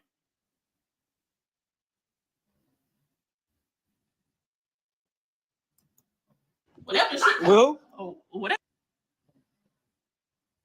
He wanted to charge at her right there, really. His name. Obi. He said, "Oh, Obi." What about it? Tell him that part. What about it? Tell him. You tell him. What about it? You can try to get him to put my shoes on first. Hey, there she said, "Nah, I got to put my shoes on," because she knew something that he did not want out. Yeah, hold on, I'm about to tell y'all the story. Hold on. Yeah, tell him. They put my shoes on. He gonna try to whip my ass after this one. Damn, I wish that. Let me see if I can go back and get it clear. Because you can see as she putting her shoes on, look how he looking at her. And she just not paying attention to the signs. Like, y'all, we got to educate ourselves. We have to educate ourselves and the women that we care about, y'all. We do. Eventually, toxic relationships where, there's violence like this, chances are it may end up very, very tragic. Okay. But you're right. She said something shifted in him, and it did. Just pay attention to him, y'all, if y'all can see it clearly. His body language. He got a smirk right there as she's smiling. I can see it on my screen, but I don't know if y'all can see it on the YouTube screen. But let me see. How you looking? She's still smirking. He smirk. Okay, I kind of stopped it a little bit where you can see his eyes looking at her. Look at his face. He ain't no longer there. Shamarcus, the split-minded Shamarcus officially left the body. He's no longer there. Right there. And she's still laughing. She still didn't think that it would turn out the way that it did. So let this be a wake-up call to anybody that knows somebody that knows somebody. Please. Hello, let me put my shoe on. Shit, no, you love the sneaker bitch. Say he loved a sneaker bitch because he'll and you know what? He did just that. He did just that too. So y'all, for one, let me clear the story because he told a lie from the beginning. Starting with the squeeze situation, that was a lie. Let me goddamn, you ain't gotta follow me. They said let me get on the live. So yeah, he told the last time with the squeeze situation. He tried squeeze, bitch, and guess I did inbox squeeze and tell him that your Mark tried your bitch. He said, damn, I ain't think he'll do it like that. I said, I'm telling you, I seen it. Da, da, da. I never linked with him. Even when he said, whoo, that bitch out of breath. Even when he told me, you got a friend, y'all pull up, I never linked with him because I never wanted him. I never was trying him for real.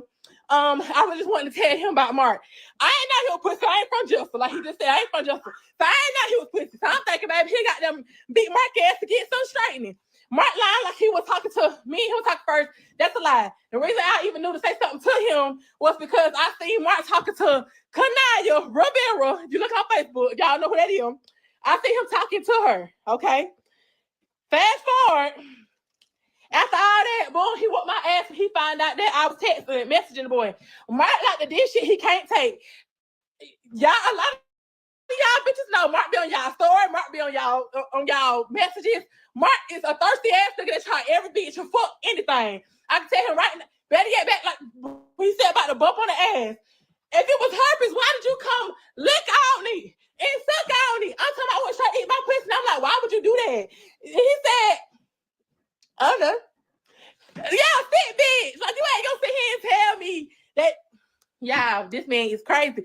Really, bottom of the story. This how it started. Mark is a very jealous person, like very jealous. And I wish I'm sorry for running y'all bitches off. I swear to God, y'all gotta run me running y'all off no more. Y'all notice I ain't did that shit in a minute. I don't run y'all off no more since I went live because I want one of y'all to come get his ass. He need a place to stay. Y'all need to come get him. Yes, I am. And see, nobody did nothing. Batman says, she seems like a real nice girl. This really do break my heart. I feel for the family. Absolutely. Condolences to her family. For sure. She do to me too. She do seem like a fun, nice girl. She do. And if you go down her social media and just get a feeling and a vibe for who she is based off what we have, it still gives the same. Even look at her baby. We're gonna go look at the baby shower pictures, y'all, if I got time. I am gonna name drop Jay. I do the name dropping. He the only one. What's the other girl name? What's the She was going on there talking shit. I slapped that hoe. Oh, I ain't know. My bad. Fuck you too, Jade. Friend, you don't like. I don't like him. What I finna say? She the only one. Who else it was? Rashida. Who else it was? Joya. The one that go with Bird. Rashida Bird. What's the other girl name? So you over here. You started the lie. You was talking about that bird too. No, fuck, I wasn't. I messaged him. Bert, please get on this live. I never talked to his ugly ass. And he was asking you, yeah, what you doing up this late? And I told him all the way to the motherfucking paper. The fuck? I was on the way to work, bitch. I ain't never talked to Bert because he ain't my type of nigga, like you said. If anything, I would have finessed it. That's some money. When I talk to y'all niggas, I text y'all. First of all, when he said talk, he said text, not talking about lay up, meet with none of that. But she didn't give me no money to get the fuck on. Baby, I don't talk to no nigga that ain't got no goddamn money, no goddamn motion.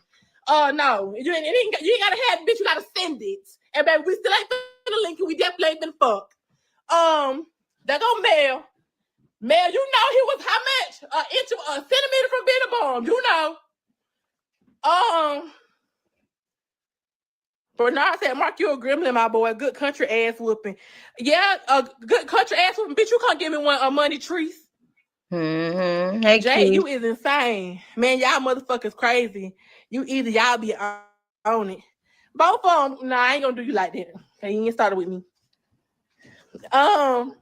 His brother. But yeah, you doing all that line of shit. You press that button, say he in your search history every fucking day. The same shit with Quan. And that was a lie about what he said about the shit with Quan. You snow through that about at the glass at the screen though. Why I was recording her? Quan did slide to say, who is that? Somebody lied. Hold on, this what you lied at. You sat right here and said set that shit up for him to talk, for her to talk to him, so you can rob Quan. That's what you said. Yeah. That's how the whole them started. Yeah. It wasn't nothing about me and that shit at all. I translated the message, and that's how that shit happened. So how the hell it continue to go on then? When she got caught, and she came and got that table, we got a new table. That's when she FaceTimed him on my phone. He didn't answer her. When she had done left, he called back, and I didn't answer because she wasn't here. Okay, so when you came, it was a missed call. You said you got like me and him. You said it was a lie that for me and him that's what went on. No, it fuck. You wanted to rob him. You still ain't proved the lie. All you doing is trying to damn drop the business. All you trying to do is damn tell. No, I'm saying that you lying. At the end of the day, I don't care. I was gonna rob the fuck nigga. Okay, so why you keep doing it? What is your point in saying that I lied? Because you are lying. You really wanted to drop the business. You lying. You really wanted to just drop the business. Just say, oh, well, shit, the whole time going on, you said. But no, because it's okay. No, you sit around. You haven't proved the lie. You sit around and make it like, just like Squeeze. You sit around, you make it like somebody did something fucked up. You whole time you trying to do something fucked up to them. And that's how what it sound like to me, y'all, is he had his perception of what was going on and was missing a lot of the truth and was seeing from a very insecure, jealous lens. She say interpreter okay. So basically what she doing is clearing up. Say, SD, who on her phone? Somebody talking to her. It was her sister. Because that's who he said she was talking to earlier in the live. He said your sister she gonna lie for you or whatever. So be pretty much she gonna bring on your side. So I take it was either her sister or a friend. Batman, what I'm picking up is she basically just filling in the gaps to the accusations that he was making about her cheating and what was really happening. Okay. Let me see. Let me go back just a little bit so we can, because it is hard to understand her. FaceTime him on my phone. He didn't answer her. When she had left, he called back, and I didn't answer because she wasn't here. Okay, so right there, she was basically saying her friend called her boyfriend on her phone. About time he called, he didn't answer. About time he called back, her friend was gone, and her husband seen the guy calling her phone and thought that she was kicking it with him. But she said she didn't answer because her homegirl had left already. It was no reason for her to answer. When you came, it was a missed call. You said you got like me and him. You said it was a lie that for me and him that's what's going on. No, it fuck. You wanted to rob him. You still ain't proved the lie. All you doing is trying to damn drop the business. She just said that he wanted her to rob him. He wanted her to rob the friend boyfriend.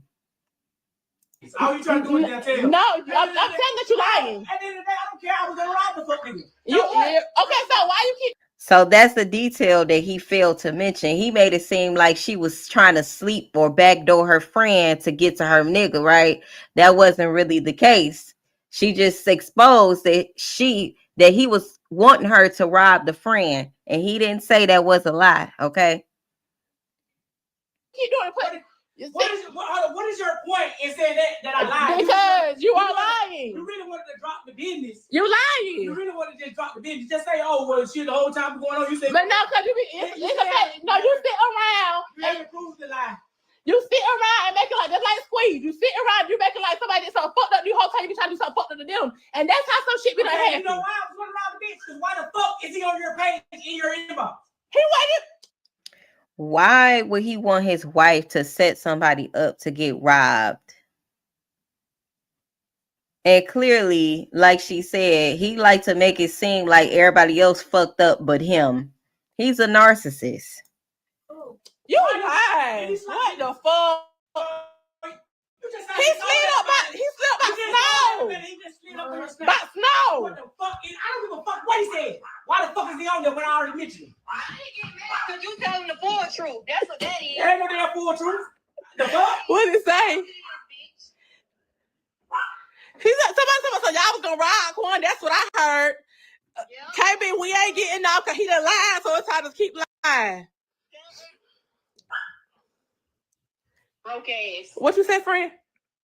I said, tell everything, bitch. You want to tell a sideways story? Yeah, and all of it's about money. Every time he get mad, okay, boom, y'all. I posted a little cruise picture. We went out of town. He went down there, broke, fucked up. You know what I'm saying? I told him when I got the money to sit in my phone because I broke my phone when I got down there. I believe so too, Keish. That definitely couldn't have been the first time, and that's his MO. Like he said, he a convict. If you look at his record, that's what he do. He rob niggas. As soon as we got there, I told him good without getting my mom, my sister to send me this money. Like, I'm not responsible for your gambling. I even told him, like, I sent money out of my son's savings account to my sister because they got the same kind of bank. So I did bank to bank. So I'm telling him, like, this my son money. You gonna have to put this shit back. As soon as we leaving the court, y'all, this nigga start like a whole bitch attitude. I'm like, damn, anybody even did shit. We were just chilling, we was vibing. He got a whole attitude off it up. I know you don't fuck with them niggas. You don't fuck with them niggas. Oh yeah, you don't fuck. I know who it is. You don't fuck Squeeze. You don't fuck Squeeze. So I'm like, bitch, nobody fuck no damn Squeeze. What's wrong with you? Lying on my kids. I put this on my baby right now. She can die. Y'all, I ain't never fucked no Squeeze. I ain't never been around Squeeze. I seen Squeeze one time. They'll take his dad's house at a party. On my kids, I never went around that nigga. Now your bitch ass went lying. Oh, she trying to fuck with my baby daddy. She fucking with the wrong one. Doing all this popping on the phone. I don't even know he's sitting right here. Got the phone on speaker. Let me listen. I'm about to go down there and beat her ass. We went down there because she popping to him like, oh, I'm gonna beat your baby mama ass. We get down there. She didn't know we together. She texted me like, oh, I'm at a game. You should have been in game. Then she telling him, oh, I'm gonna beat your baby mama ass. What ass? Come not that one? Not that one? Not that one, baby. I wanted to see that. And yeah, so he had fucked her.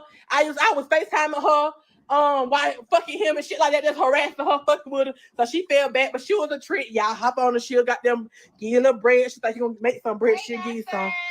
Yeah, she one of them. So she'll watch us for they watch Bad Is There Now What? If this shit stir up beef and your husband get hurt. Well, baby, Sierra Williams, if it start up beef, he got his ass on live. And guess what? Don't get on here lying because now I'm telling everything. Because now you've been lying on me. And it's really frustrating. It's really aggravating when every time you hear your nigga pick up the phone, he on the phone spraying your name. Yeah, you know my girl was fucking such and such. This nigga ain't never touched me. Why are you lying on me? Why are you lying on me? I never touched a nigga. He was doing what he was doing all of that time. Not saying that she was in a right, okay, about these situations. If she was helping assist him in committing a crime and robbing people, definitely wrong, okay? But what I'm saying is, if he was in between time throughout their duration of their relationship, making it seem like to other people that she was cheating on him and she was doing him dirty, that was him building that whole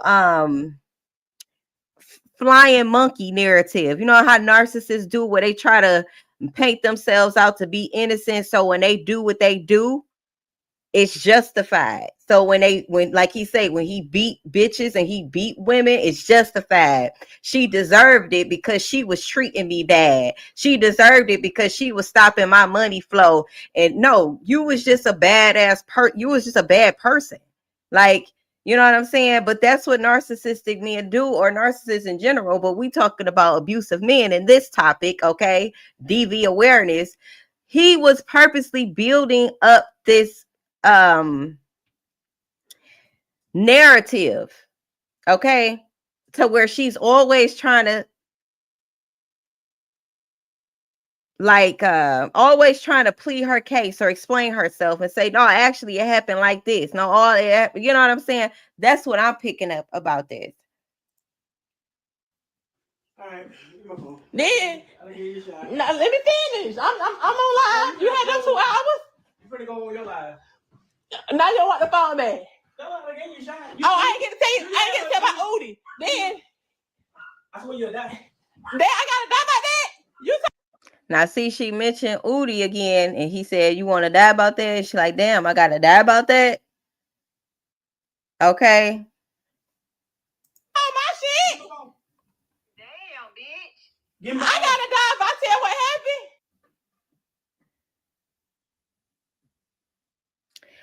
happened. Key, she said that wasn't true. And I'm thinking, as diabolical as he is, do you really think that he would have let that slide, catching his wife in the bed with another man? unless he orchestrated or was the mastermind behind it, being as though, like she said, he wanted her to set another guy up, right? As aggressive as he is, I just can't see him watching her be in a bed with another man that don't do shit, don't blank out, don't, because we seeing him drink and blank out now. You say that's how she ended up at the police station naked because she got caught. We watched it. I didn't hear him say that. Now maybe I need to go back again, but I didn't hear him say that. He said he was beating on her. She was naked and ran out the house. But if that were the case, shame on her, right? Say having a piece of a man is not better than having no man, is not better than having no man at all. I swear. Exactly. Choose you every time. You say he beat them both. That's what the brother said. He went to jail behind it. Okay, that makes sense with that assault charge he had going on. Give me my phone.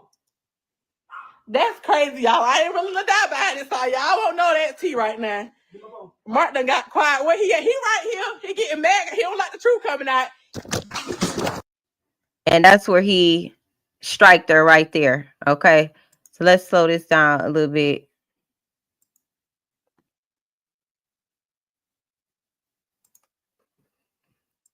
It might sound a little weird, but bear with me because we want to see that.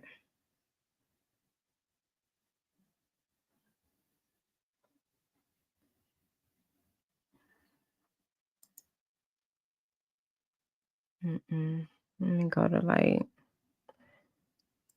right here.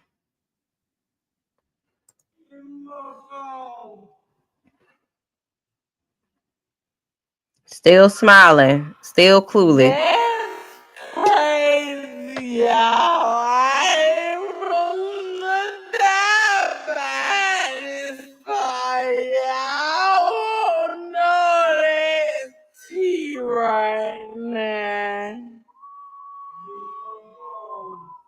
Martin got quiet. Where he at? He right. So he right here. You can see something in his hand right there. Right here. Look like a bottle to me. Yeah. He getting mad. He don't like the truth coming out. And I think it's this moment right here where she realized he was finna strike her. And he did. So that was the last live that they did together. Okay.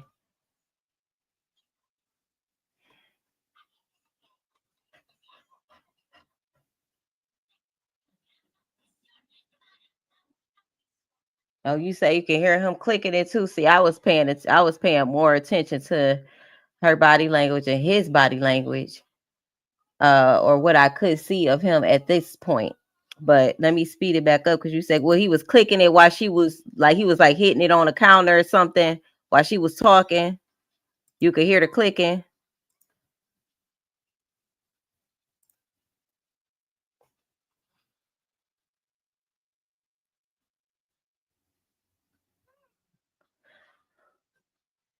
You say that made him go back home in the first place. Okay. You say, I think someone said he shot her 6 or 7 times. From what I read, Batman, I read that she was strangled at first. That was one of the first articles. But he did have a knife in his hand in one of the lives. I think it was this one, but I don't know. I feel like maybe not because it's a few of them. Okay. But he had a knife in his hand in one of these lives. Matter of fact, it was one of the lives where he was cooking. Okay. I don't believe it was this one. It might be an add-on to this. You get what I'm saying? Because this is only an hour. But he could have, because he did have a firearm. That's how he unalived himself. But he could have. The autopsy results, I haven't been able to find or haven't seen an article about them yet, but or her autopsy yet.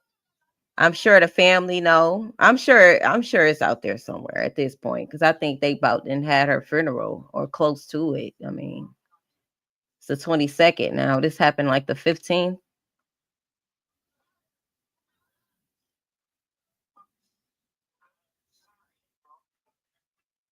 Okay. Yeah, this is very triggering. This is very triggering, Nicole. You say, yeah, right before he dipped out of view, I believe it was a few minutes before someone asked where he was at. Yeah. Yeah. Like, how you get mad? And see, this is a typical shit that I see with abusers. Like, how you get mad that somebody telling the truth and you don't like the truth, but you call yourself airing them out, humiliating them, but then you can't take it. You can't, what? Make it make sense. Make it make sense. So this was the cousin came out and said, and then we're gonna listen to what Shamarcus' brother had to say too. But this is Obi Wilson's cousin. Okay. I wish I had my angry eyebrows.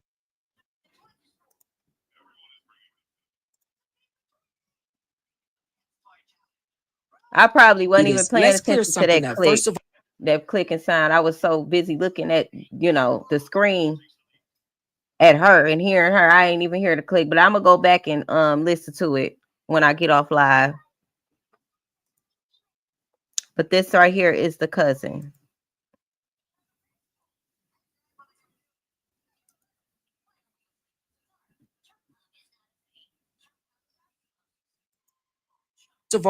my cousin's name is not Odie.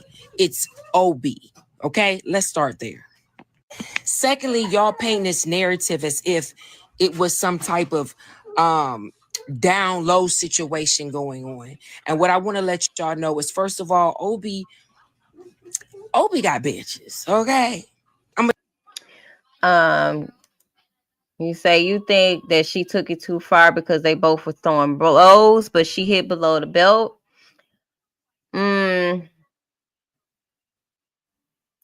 See, when I read stuff like that, this is what I pick up when I read comments like that, because at the end of the day, she was still a victim. Okay.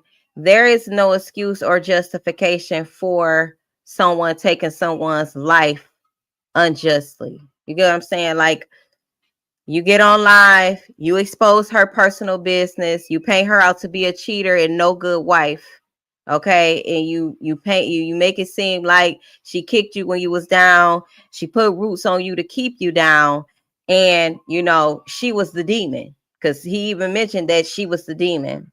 So when we make comments that paint her as that same monster that he was trying to get people to see her as, then that's when it becomes justified for what he done. And I don't want to push that narrative at all. At the end of the day, she was taken away from her 2 children. Whether she said what she said to him or not, it don't matter what she said. Nothing will ever justify him taking her life and taking her away from her children. I know, Keish, you say you ain't taking side, you just giving your person. No, don't think that. See, I'm a entertain your comment because you're a regular in my chat. Certain people come in and make comments. I don't give a fuck about that. But I'm just talking to you, Keish, because I don't think that you meant it like that. But I just want to tell you how I gotta be careful with what I say, because I don't want to take away the fact that she was a victim. Okay. She was the victim. And in every aspect, were they both wrong in violating their marriage and vows? And we could say, yeah, they both cheated on each other. They both had something to do with that part of it. You get what I'm saying? But the way he went about it, and the exposing and humiliation tactic that he used, and ultimately the unaliving part of it is definitely she was the victim. Okay. And then when we really understand the psychology behind domestic violence and what it looks like, sometimes it looks like this. Sometimes it looks like she's happy. Sometimes it looks like, you know, she think it's a joke, or it ain't never got that bad. It was this bad, but it ain't never got that bad. You get what I'm saying? So I don't want to take away from the importance of you know what I'm saying? That makes sense.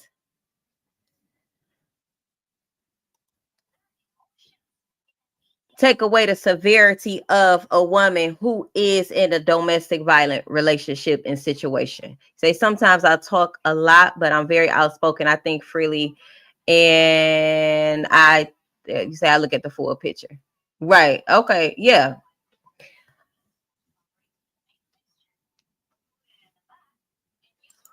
So let's continue, y'all.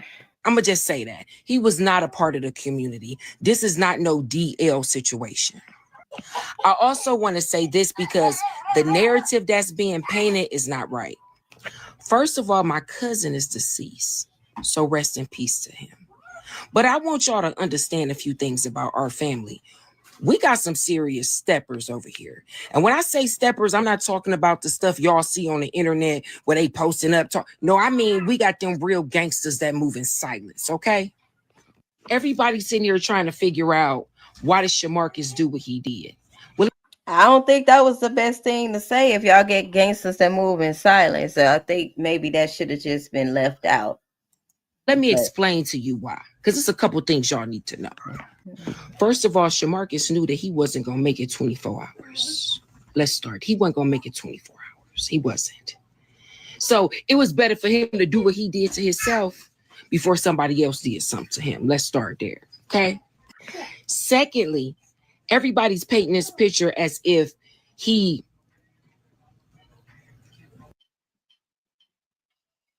If your child has used Roblox. Say bingo, Keish. Nicole says, by her saying, okay, you know, they both hit below the belt is what I'm saying. They both hit below the belt if that's the case. He knew what would trigger her. She knew what would trigger him. Okay. That's separate from him physically assaulting her and unaliving her. But Nicole says by her saying he had plenty women don't mean he couldn't have been on the DL. Most of them womanizers. Right. Most men who are womanizers definitely do be on the DL and are very abusive to women because they have deep, deep mommy wounds. Okay. Very, very sick in the head.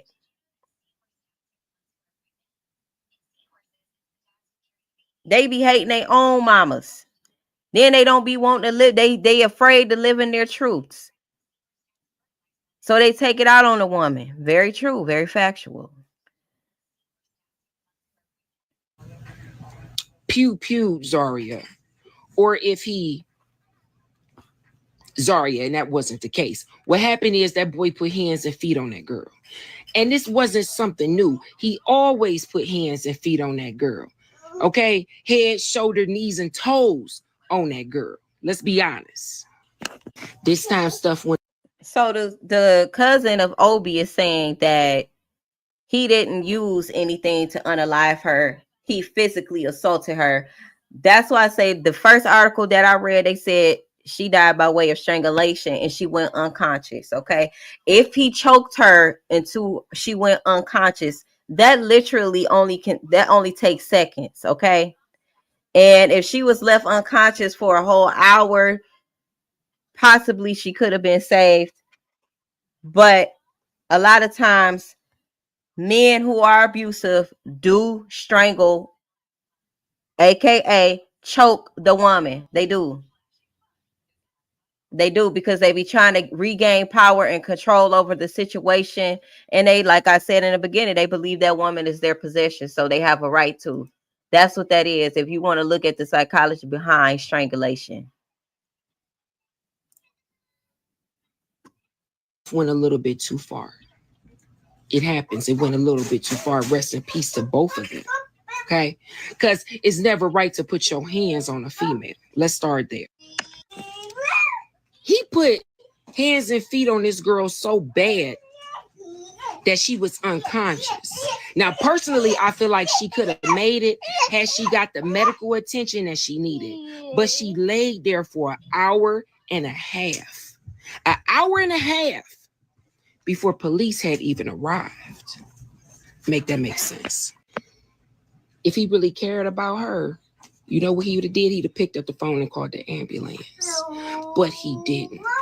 He didn't. Because he already knew he had up. He had really bad. Everybody like, well, y'all talking about, she said Odie's name and basically that would, who the Odie? It's Obi. But see, the problem is our family started to pay attention, like, because the situation that happened with Obi was up, and we knew it was some foul play. We been knowing it was some foul play. We just been trying to figure out what players was on the chessboard. You feel me? That's what we was trying to figure out. And my auntie been saying she felt like Shamarcus was on some bullshit. Now let's be real. Shamarcus and Obi been friends for a minute. Best friends, thick as thieves. Obi go get money, he brings Shamarcus. Shamarcus ain't have to worry about no bread when my cousin was alive. Because when Obi rode, he brought Shamarcus. If he got paid, he brought Shamarcus and broke him off. But see, the problem is when you out here getting money, because my cousin wasn't no weak dude. When I tell you he was out here getting that bread, he was getting that bread. Okay, and it might have not have been legally, but he was getting that bread. And the crazy thing about it is the way he was set up, we kept saying, this got to be an inside situation because the stuff that these people knew didn't make sense. It got to be an inside situation. That's right, Batman. Shit. This is what Ivy League. Told you, he said he a convict with pride. Like he loved being there. He knew this whole time that he was a snake ass dude. He knew this. He knew if it ever came out that he was involved in that situation with my cousin Obi, that he was gonna have to give his ass to God. You understand that? Period. He knew this. He knew this. He knew this. So while he was up here pillow talking to Zaria, he ain't realized this whole time you've been putting hands and feet on that girl. See, she called the wrong people. What she should have did is called my family and told us the real, but she was so afraid to say something because she knew if she said something, it was going to be on my cousin's grave. They all can get it. So don't come over here with that bullshit when your brother is a snake down, dirty ass. He know what he did to my cousin. He know. He know how he set my cousin up. Cause see, the shit that these knew, yeah, it was definitely an inside job. And Shamarcus bitch ass was right there the whole mother time playing puppet master. You had the audacity to show up at my cousin's funeral. You knew this shit was gonna come back tenfold. You knew it. You knew it. And see what people don't realize about Zaria, everybody talking about she was smiling, she was laughing. That girl would do that. She was nervous. She was scared. Every time he would do that, she automatically knew she had to put her hair up. She knew she had to throw some tennis shoes on so she could try to get up out the door because this boy always was on that type of timing with her. I don't give a fuck that he was 6 feet tall. That didn't mean nothing. Right. This is a man you fighting against. Exactly. But see, he knew when she said Obi's name, it was going to be a problem. Because why you bringing up Obi? What you mean with what happened with Obi? And see, I think she tried to play it off by saying Udi.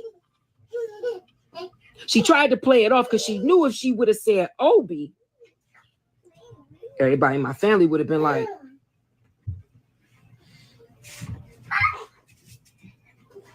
Ain't no Udi.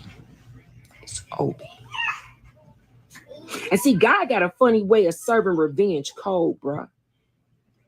It was better that he did it to himself. It was better. It was better. Because it was going to happen regardless. You can't go around and do that type of shit to people and think you safe on these streets. Family got some serious cold gangsters. I mean, like I said, moving silence type gangsters. Anybody gonna call you on the phone? Anybody gonna threaten you on the internet? We don't do that. This old school shit right here. He knew he had what? Not too many options. Because see, if he would have went to jail and got locked up, he was gonna get it. If he'd have been on these streets, he was gonna mother get it. That's why that boy did what he did. That's why he did what he did. Because see, he ain't immune to going to jail. He done did that plenty of times, been locked up plenty of times. Then put shoulders, feet, and toes on this girl plenty of times. Sad thing is he wanted to make sure she didn't survive. That's why he never called the ambulance. I get about Udi. Then I swear you a die. I gotta die like that. You told my Phone. Damn. Give me. I gotta die if I tell what happened. Give me my phone. That's crazy, y'all. I ain't really die about it, so y'all won't know that tea right now.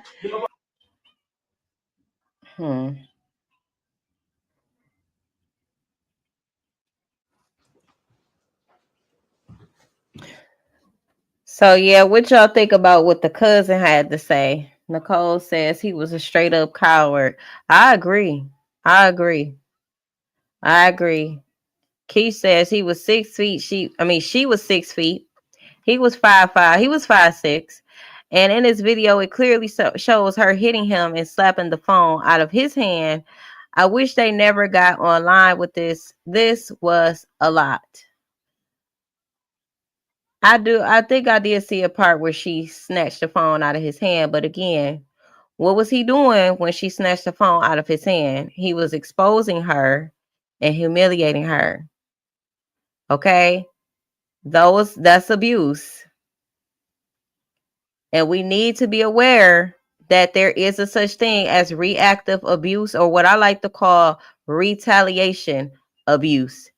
I don't even like to use the word abuse, because if someone is purposely assaulting you verbally, exposing secrets, and taunting you, harassing you, humiliating you, that is abuse.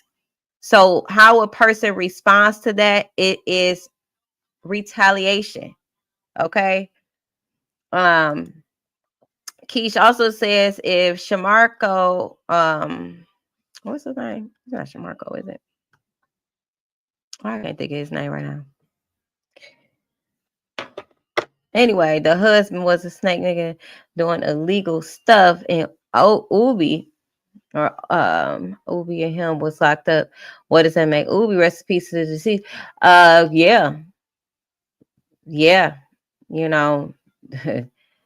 that like she said, they was thick as thieves. The streets ain't really got no loyalty like that, so it's like, if money on the flow and it's an opportunity for him to come up more than helping Obi, or whatever the case was, and it benefited him more because he's narcissistic, then that's exactly what he did. It's no loyalty there, regardless of how close they was and how many plays they did together. It was still no real loyalty there. And clearly he had something to do with the unaliving of Obi, allegedly, because of how he reacted. Why react in such a way if you ain't guilty? Say he was exposing himself too. You say he was talking about the herpes and she got mad, didn't want him to finish the story. So it wasn't just her. He was exposing. Yeah, we just watched the whole live. We did. He said there's no honor amongst thieves. Exactly. I hate when people use that term, thick as thieves. That means y'all some conniving, manipulative, vindictive motherfuckers who desperate cause for desperate measures. You ain't got no loyalty, right? Yeah, and you ain't loyal to nobody, not even your damn self. So,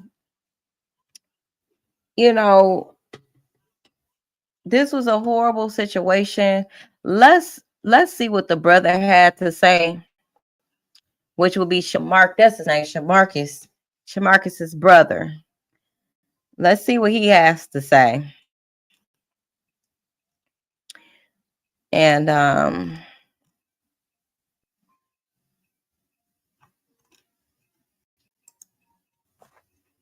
go to his, what's his name? Oh, shit.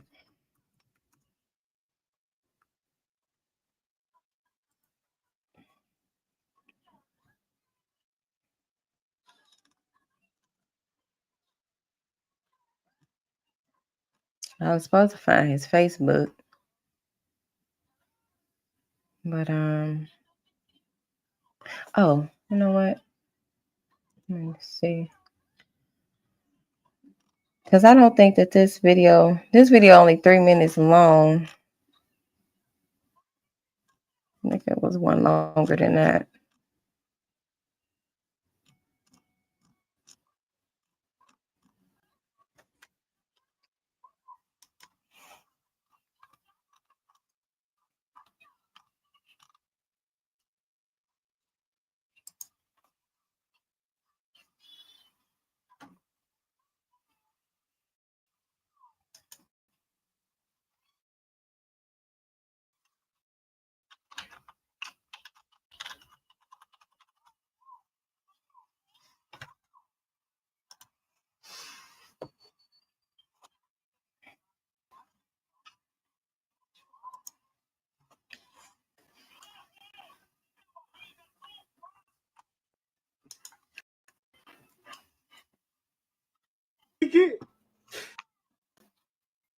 This the realest it can get.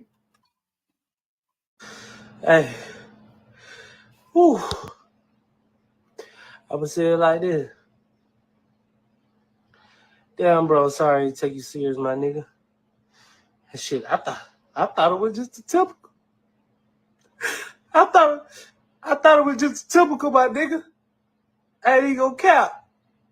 I thought it was just a typical. I thought it was just the normal bro and sis, you know? And this real.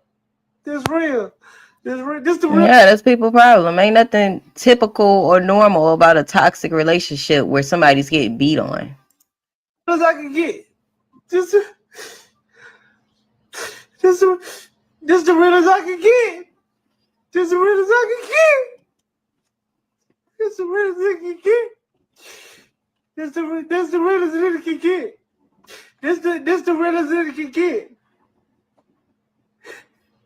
This the real as it can get. This the real as I can get. Y'all, this the real as I can get.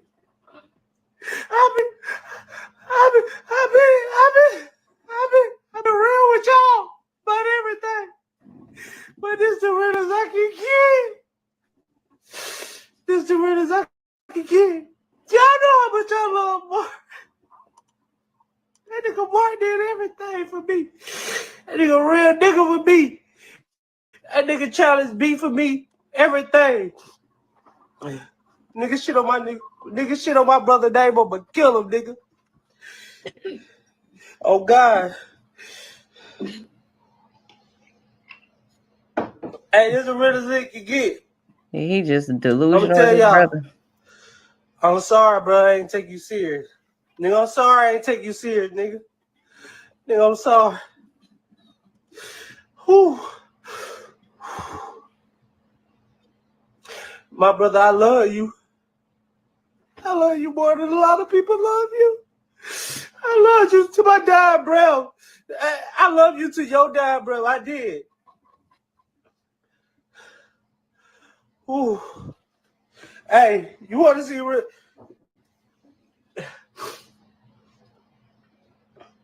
I wish y'all wouldn't have pushed you, my brother. But I can't take away accountability.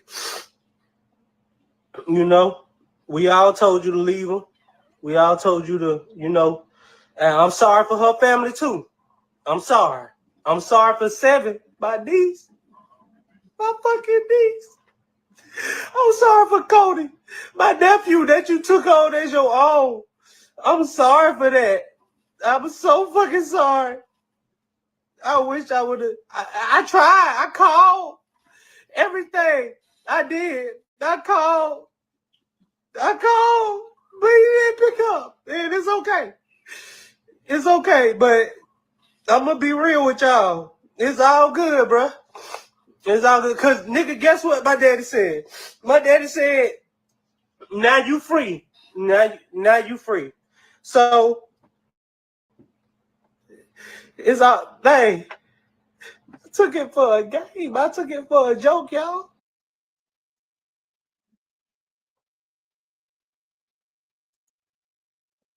Let me go back because I wanted to read that post from Shamarcus.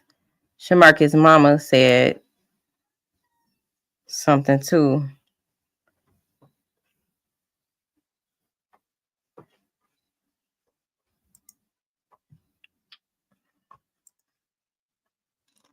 Shit. Let me watch this again. Okay,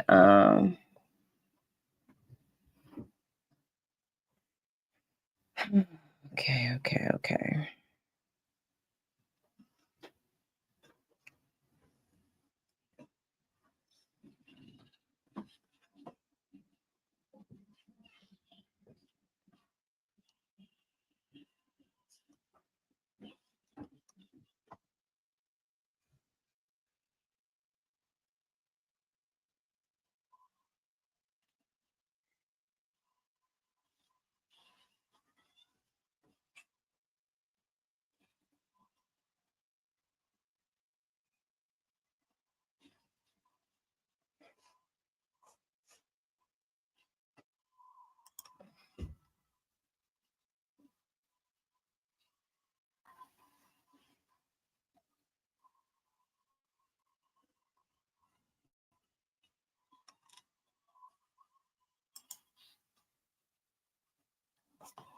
Y'all saying in the comments. I thought. Let's look at this. She said, if you wasn't there, you can't say nothing. If you never heard her or him say how they was tired or they wanted out, but yet they separate, he go back or she will come find him.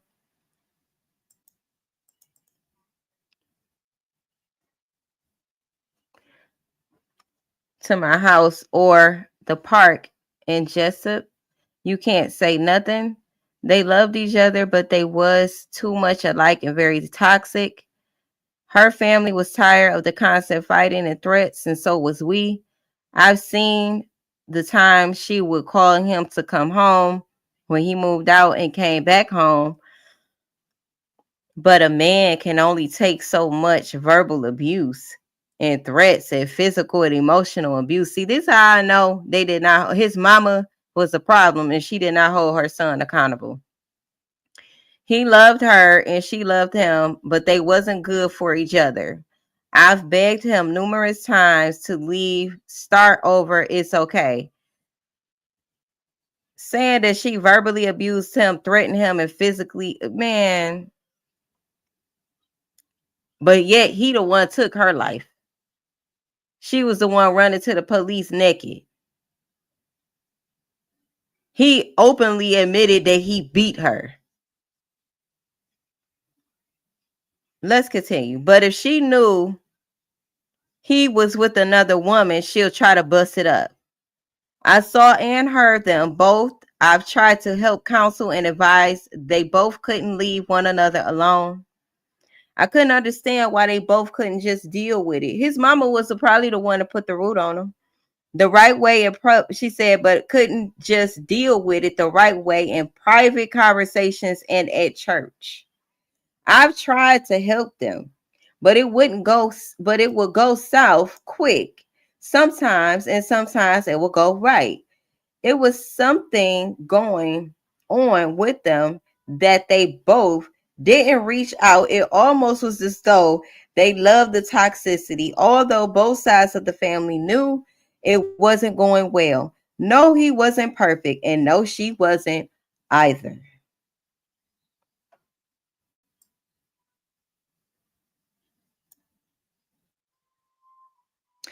Again, this is why we need to educate ourselves on what it looks like in a domestic violent relationship. Okay? Seek help immediately. Seek help immediately, because with family like this, I mean, this is crazy to me. You say they literally loved each other to death. Literally. That's why I said earlier, Keish, that was the spell. That was they to death do them part. That was the spell. Because that's literally what happened. You say he has another brother as well. I saw that. I saw he had another brother too. You say this is so crazy. She seems just as toxic as his brother. Say you wonder if they have Haitian roots, Batman. Maybe so, because they both deal with divinations and stuff. Maybe so.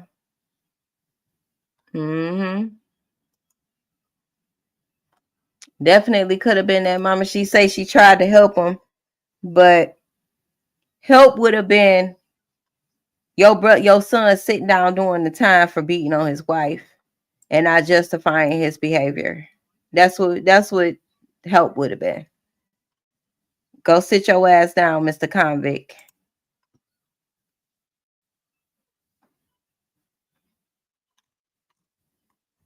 Okay.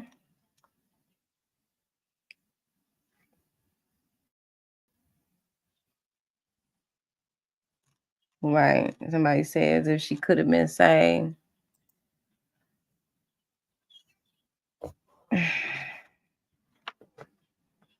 I was trying to find his Facebook. Well, I did find his Facebook, but I don't see that live on there. So I'm not sure which Facebook profile he had went live to do the live.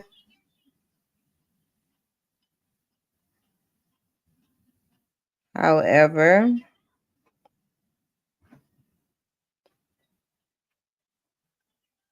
we might as well go to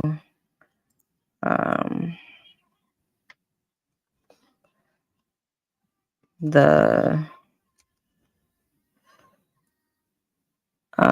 right here, go to his Facebook while we on here.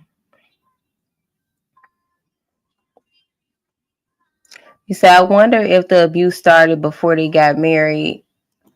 Usually it does. Both families are saying that they've been toxic for quite some time. So usually, I believe it does. It probably started verbally and progressed from there.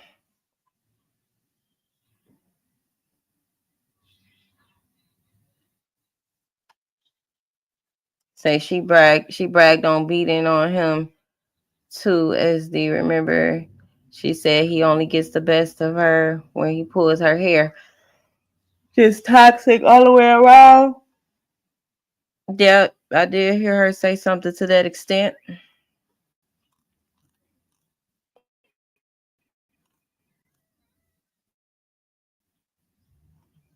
So they took down most of the live and that he did have up, because this is only 7 minutes.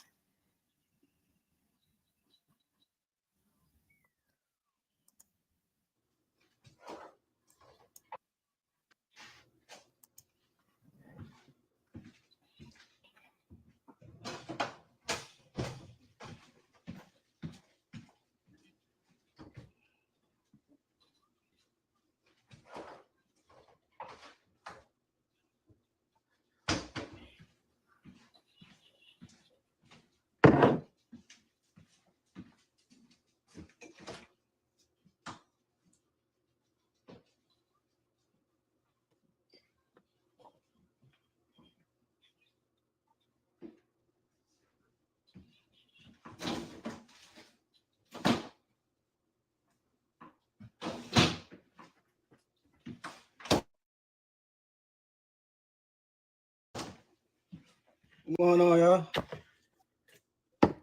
I'm gonna cook some lasagna. Y'all tap in. Told y'all I was going live. Y'all tap in. Y'all tap on in.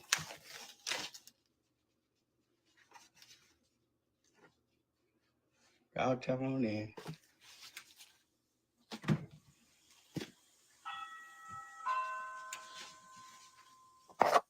This ain't cooking with Kaya.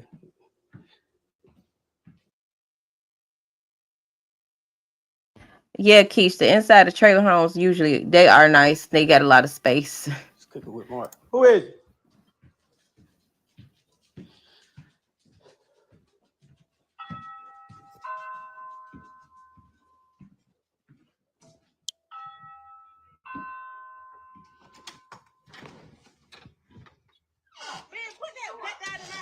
Look at him. You ain't hungry, ain't you? No, I ain't hungry. Put that fucking black dot in my house for real. You know my baby can't be around that shit. It ain't lit. It is. It's stanky here. It ain't lit. You done smoked it. There were the ashes right there on my fucking floor. It ain't lit. They ain't finna cook shit. What is address there? Hey, watch out now. Well, turn my phone back on. Watch out now. Turn my phone back on. Tell that nigga that goddamn you just called to put turn it on. I ain't called. I text him. Oh, whatever it was. Turn my phone back on. So, I'm gonna wait till y'all get on here. You reported, Quarter. I'm gonna report it from this other page. Oh, that's you want to report it.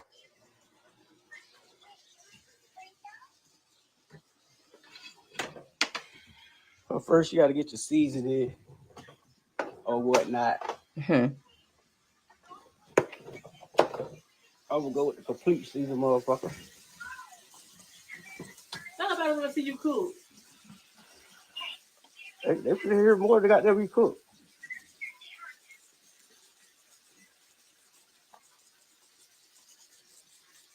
How old are you? What's going on, y'all?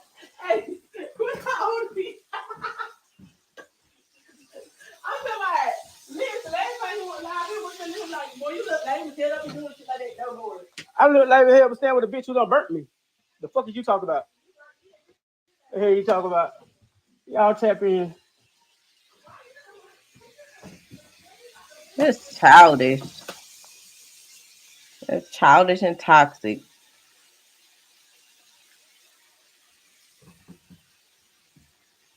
So, as y'all know,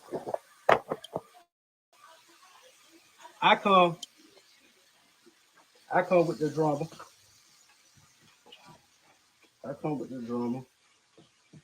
So, And then look, my people ain't even know this shit. all y'all that know my story, you remember a couple months ago I went live. So, my story is, you know, I came home from prison, and I came home married. And before all that, you know, he don't cook the food. He ain't gonna clean the kitchen. I done ran into the CO, which is the person that came, right? I ain't lying. Okay, so I think he's saying he did come home married. So that lady who I said earlier in the live that came out the woodwork saying her husband was on his way back to her. Okay, so he said he came out of prison married. But before he came out of prison, he met that CO, which is his wife, or which is Zaria, who's in the kitchen with him. Her name is Zaria. And she was the correctional officer where he was locked up at. I hope they gave him a Facebook shit. You put in the wrong shit. You need for their money. So, whole time, you know, we all know, like, well, if I go do their thing, they you know, the niggas in prison and shit. So, I really been, you know, playing my little part. You know, came into, but before that, you know, I was doing my thing in prison when I met her. Take care of. Well, you got that money from council. Stop lying to them damn people. I'm going all the way back to Augusta State. You got that money from council. I'm going back to Augusta State. Oh, well, you owed me. I mean, I was helping you. Yeah, so. They said get to the point. You got them beat around the bush. This gonna be a long story, so if they ain't getting their popcorn ready, shit, they ain't gonna goddamn get the store.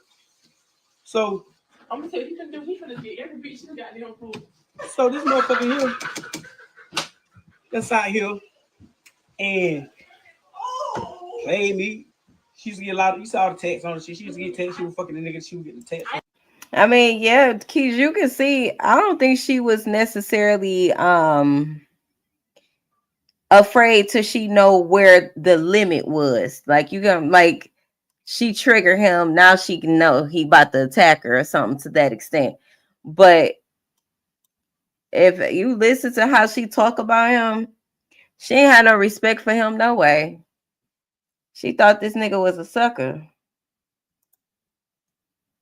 I need to get long story short, cool. Then he just capped on me like I already had tattoos before 3 years ago. Like talking about him to her friends and shit like that. And you know, that could have been another reason why he went live, because how she probably drug his ass to her friends and family and made it seem like he wasn't shit. So he probably felt the need to expose her. That makes sense to me, you know, because the way she kikiing with people on the phone, dogging them out, and like, you know, I'm seeing it, I'm hearing it too. You see, you get what I'm saying? She been cheating on it off. Cheating on it off. I've been cheating. I've been fucking out doing my thing. I mean, talking to him like he ain't shit. Talk to him even when she came through the door. Man, let that motherfucker black out. My house. This is my house. My house, you know. I can see how that could trigger somebody too. You know, making it seem like their efforts ain't shit and what they do contributes not shit or appreciated. But again, that goes back to self-respect and self-love. If you felt like he was a sucker, you shouldn't have entertained a sucker. Don't entertain men or be in relationships with people who you feel like are beneath you and you lack respect for them, or they lack respect for you. It creates toxic dynamics where it's constant power struggles when it's very unnecessary. You're not happy. You don't like how they talk to you, treat you. They ain't got no money, got no job, ain't got nothing going on for them. Leave. Leave and do it discreetly if they are aggressive people, especially for the women out there. Men tend to get more aggressive when you're trying to leave. Do it discreetly. Okay. Stop letting shit slide. The first time they disrespect you should be the last time they disrespect you. Stop letting the love you have for a person or your desire to be loved, okay, or to your desire to want to have a my man and be married. Stop letting that override reality. If women learn to stop being so desperate, okay, we all have been there as to some extent. Desperate to some extent, or been in that desperate energy. Choose you every time. You don't necessarily need to be with anybody, really. They just got all my tattoos from she get pregnant.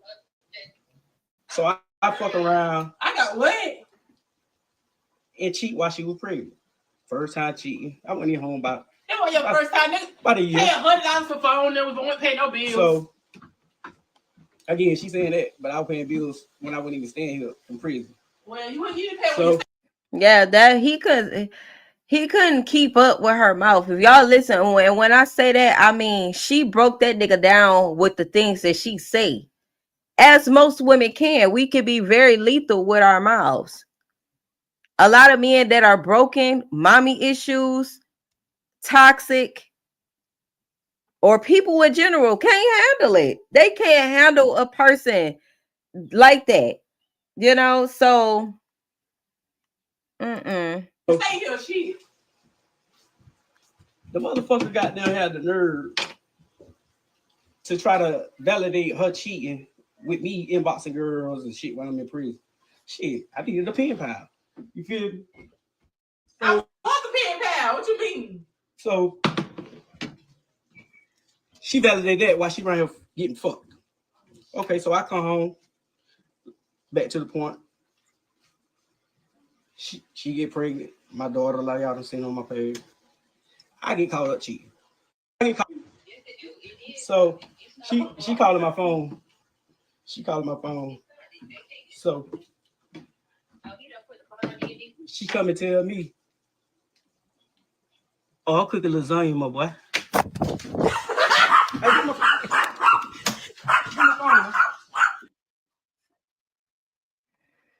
Yeah, that was just a hot ass mess. Hot ass mess. And I wish people would just take it more seriously. Like somebody say in the comments, you say what's crazy is people were actually tuned into this. Yes, they was. They thought it was entertainment. People don't care on social media about nothing. They do not care. People want to be entertained. People literally want to be entertained. They don't give a fuck about nothing. Then somebody wind up unalived. Oh, damn. Damn. Like, what? This shit is serious. See, I'm about to go live in a minute, y'all. It's story time. This is what he said on June 14th as well. So if y'all kind of go back and go to both of their profiles and kind of look at the statuses they was uploading, they were going tit for tat, throwing subliminals and shit. Say, just because we live together don't mean you finna be fucking on me every day. They say, so when you moving out, I don't know who needs to hear this, but keep going. We almost, not that. Okay, just go. You have to go read it and see, you know.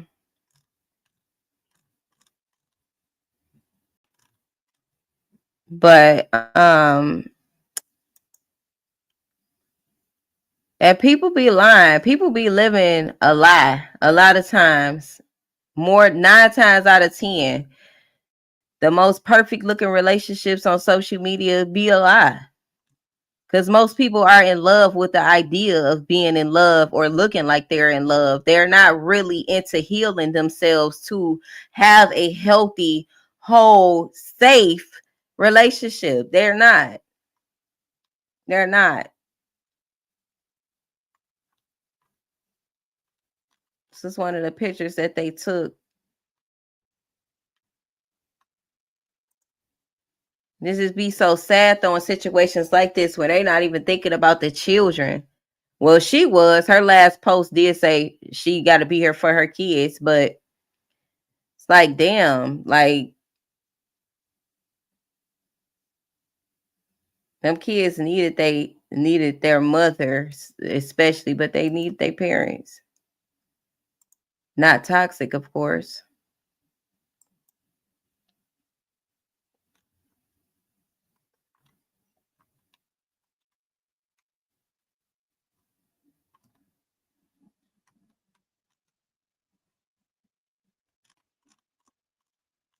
Be so triggered that they don't even think about their children. Like y'all say, their baby was very young. I think she was just a few months old. This was May 14th, so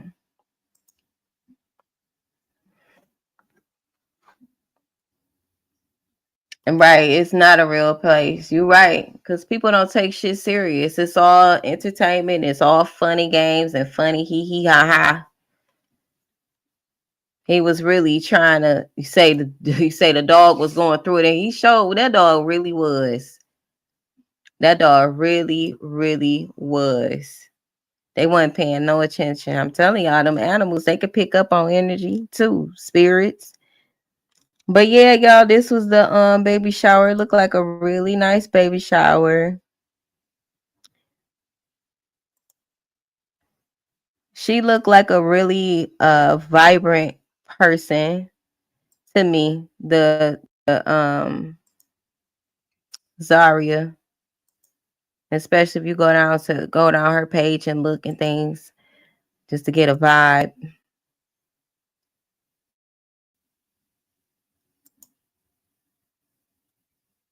So it's just unfortunate. Let me see. Go to her page one more time. I really don't know what to do. See?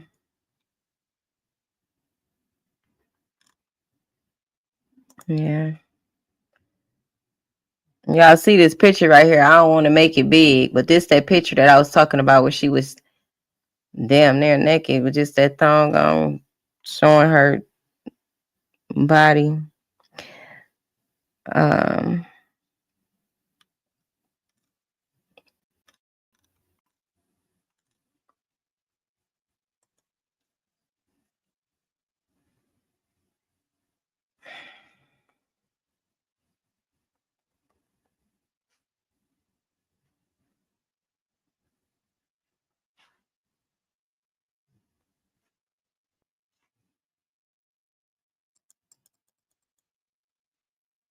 Look like it might be her mother.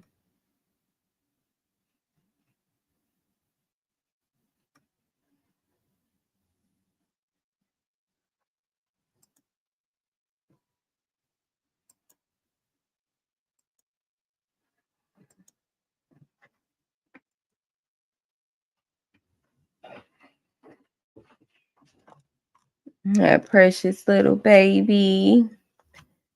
Aww.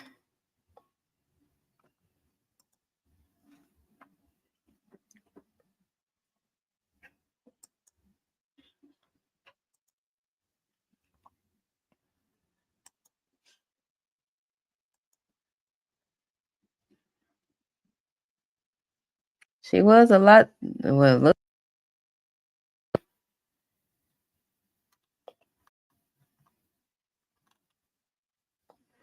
Ladies, know your worth. Know your worth. People, know your worth. Know your worth.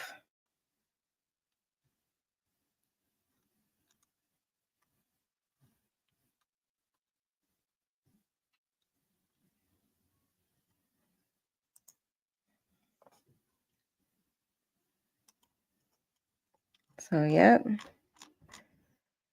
My condolences to her family. Okay.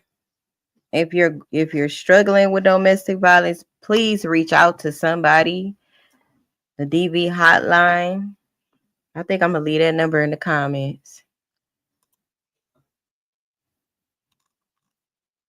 And sad situation here. I'm gonna get ready to get off of here. Thank y'all for tuning in with me, sticking it out with me these past few hours. You know, let's heal. Let's heal. Let's heal. You say we could have done, she could have done so much better than him. I agree. I agree. And she should have first done better for herself. You know, we got to take accountability as women and knowing that we have power. We have the power to force or people in general, right? We have the power to control certain things. And when you know your worth, you choose better. It's certain things you're just not going to entertain. You know, there's certain things you're just not going to entertain. Let me make something clear. I want to remind y'all, okay? I make a lot of content and my focus is women, okay? Please don't get it confused. I am about the safety and protection of women and children. I see you say vice versa. To me, it's about the women, okay? Because women have more power than we think and what we've been led to believe. If we rise in our power and we heal, men don't have a choice but to heal and rise. Okay? So I want that to be clear on What is my point of doing this? Because I want women and children to be protected, and men should be protectors as well. So do it go both ways? Absolutely. But the woman has the power. Okay? Women need to heal and recognize her worth. Recognize stranger danger. This was a dangerous man. She was a prideful woman. Is it a bad thing to have pride and be, full of yourself? Not necessarily. But we got to recognize the signs. The red flags be flagging. And I'll be lying if I said that they wasn't even in my own personal situation. The flags were flagging, but a lot of times we give men the benefit of the doubt. Now you can apply that however you want to. A lot of times in toxic dynamics, we give people passes, too many. We have to learn to not give people passes when they disrespect us the first time. Stand on business every time about you and your safety. If it's about the safety of your children and being here for your children, nothing should be able to come in between that.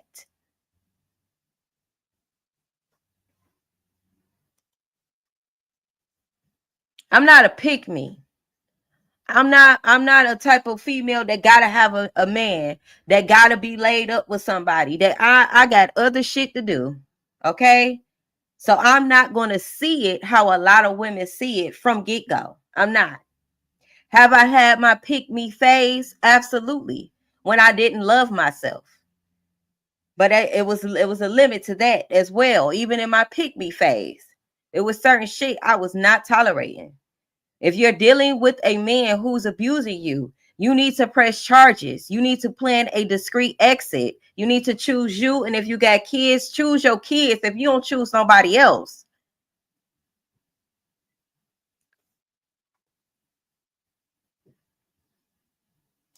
We pick and choose who we let into our intimate spaces. That's right, Nicole. We pick and choose that. Don't make an excuse for somebody abusing you. Don't tolerate that shit ever. Can we all go back now?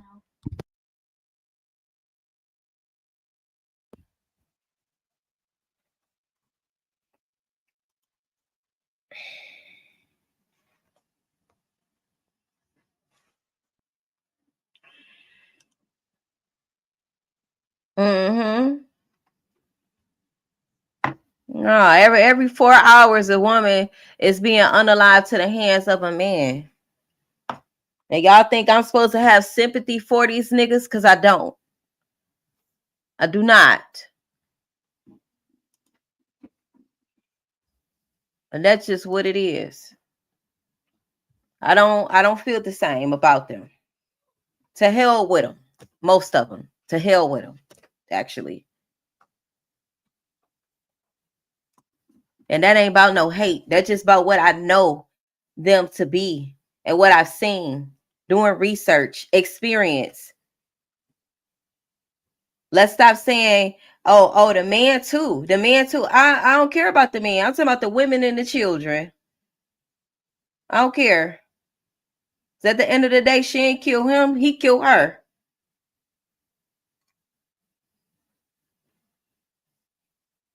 And a lot of women that's in prison today for unaliving a man, it was reactive. A lot of times they have been dealing with suffering for years. It was reactive. Some of it wasn't. A lot of it was. Hey, Tasha, she say she back. Say driving home from ladies' night. I'm going to listen to What I Missed tomorrow, but I'm listening now. Good. I'm glad you went out, girl. Had a good time, hopefully. Hopefully. Be safe. Be safe, okay? But let me lead this live with this. Let me say this, okay?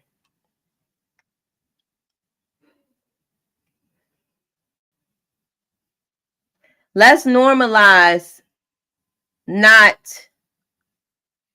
victimizing, not villainizing the victim. Let's normalize not let's normalize and hold spaces for victims. Okay, let's normalize that.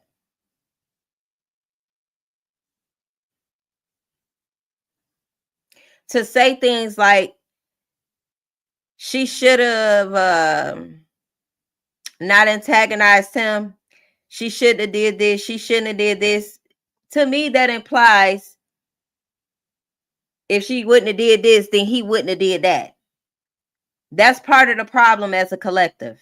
That is part of the problem. Somebody should have been whooping on his ass, literally, or pressing charges, one or the other.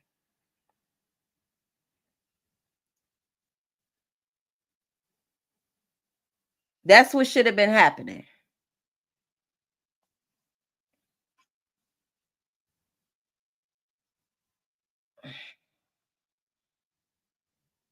She say it's always the actions that gets praised like it's okay, but when we respond to hurt, we get punished. And this is a thing in society. It is a thing. To dang, I feel like I'm froze. What happened?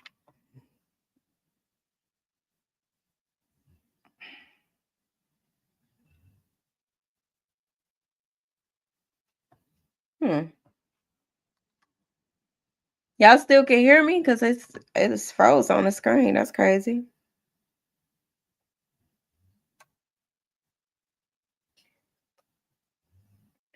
Yes, reactive abuse is what it's called. Reactive abuse. I got a mouth too. And even in the abusive relationship I was in, I ain't never shut up. I never shut up.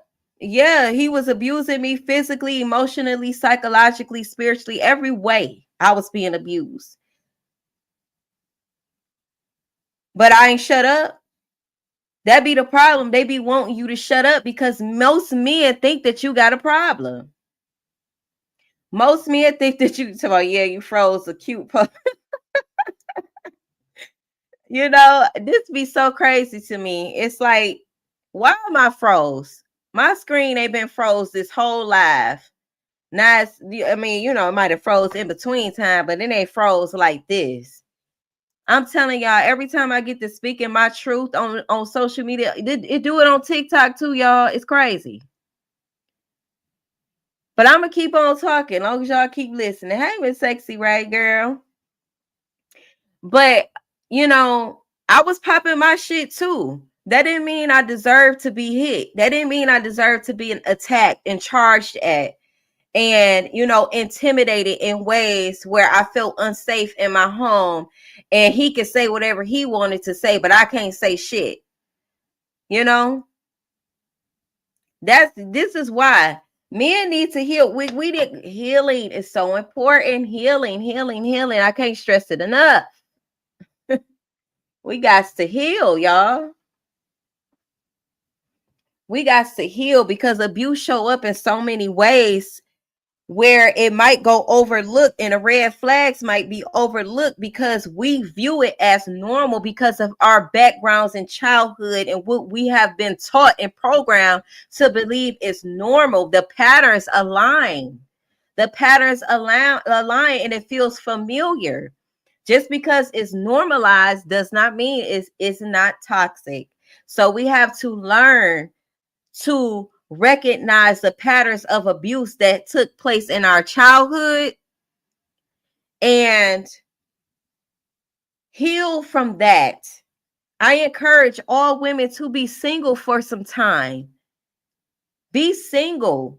You don't have to be with a man in a relationship.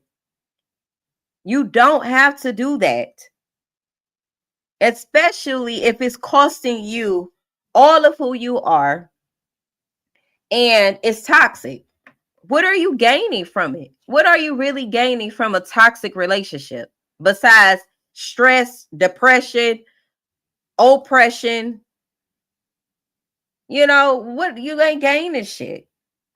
But a woman who don't know her worth feel like she gotta be in a relationship, and you don't. I say all the time, if he abuse you, he hates you. He wants you to submit to him, he hates you. You're a grown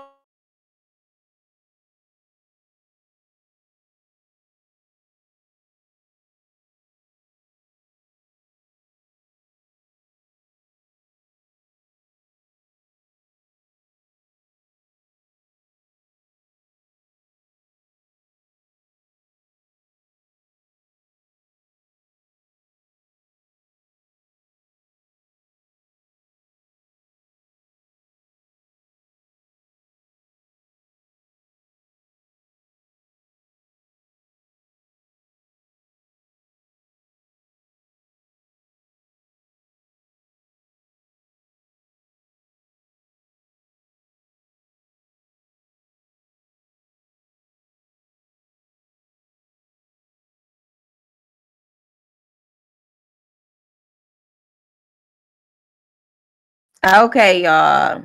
Can you hear me? It had knocked me out the whole screen. Just it went black. But can you hear me and see me? Give me 2 yeses in the chat. Okay, good. Okay, good. Okay, so Tasha says my ex from 18 years ago still triggers her. He was awful, and you not over it trying though. It's something hard to get over. I do understand that. I do.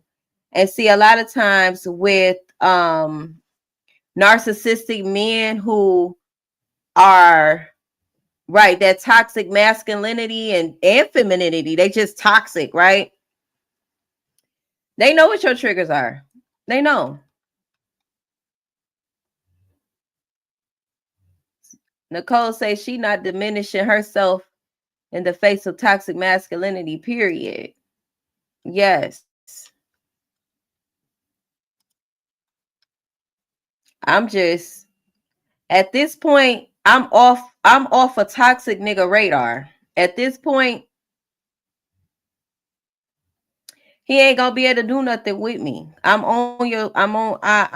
too healed at this point. I'm not no longer a target. At this point, most men don't even look my way. They look my way, but they don't approach me. I'm not even on their radar energetically. This is how I know it's very spiritual and it's very energetic. This fight between the masculine and feminine. Okay. So it's important that we bring into balance our masculine and feminine energies within ourselves so that we then could attract, because we as feminines, we attract, okay? We magnetize things and we attract things. So that means if you out of balance in your masculine and feminine energy, you're going to attract a narcissist. Energetically, the patterns align. You're going to attract a narcissist. This is why I stress that we need to heal as women energetically. If you want to be in a relationship, heal first.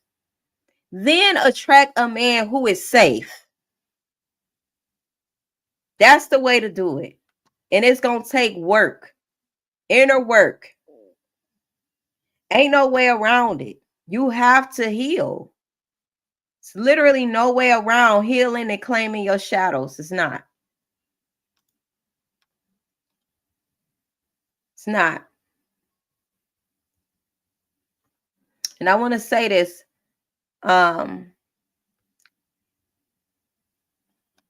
Too.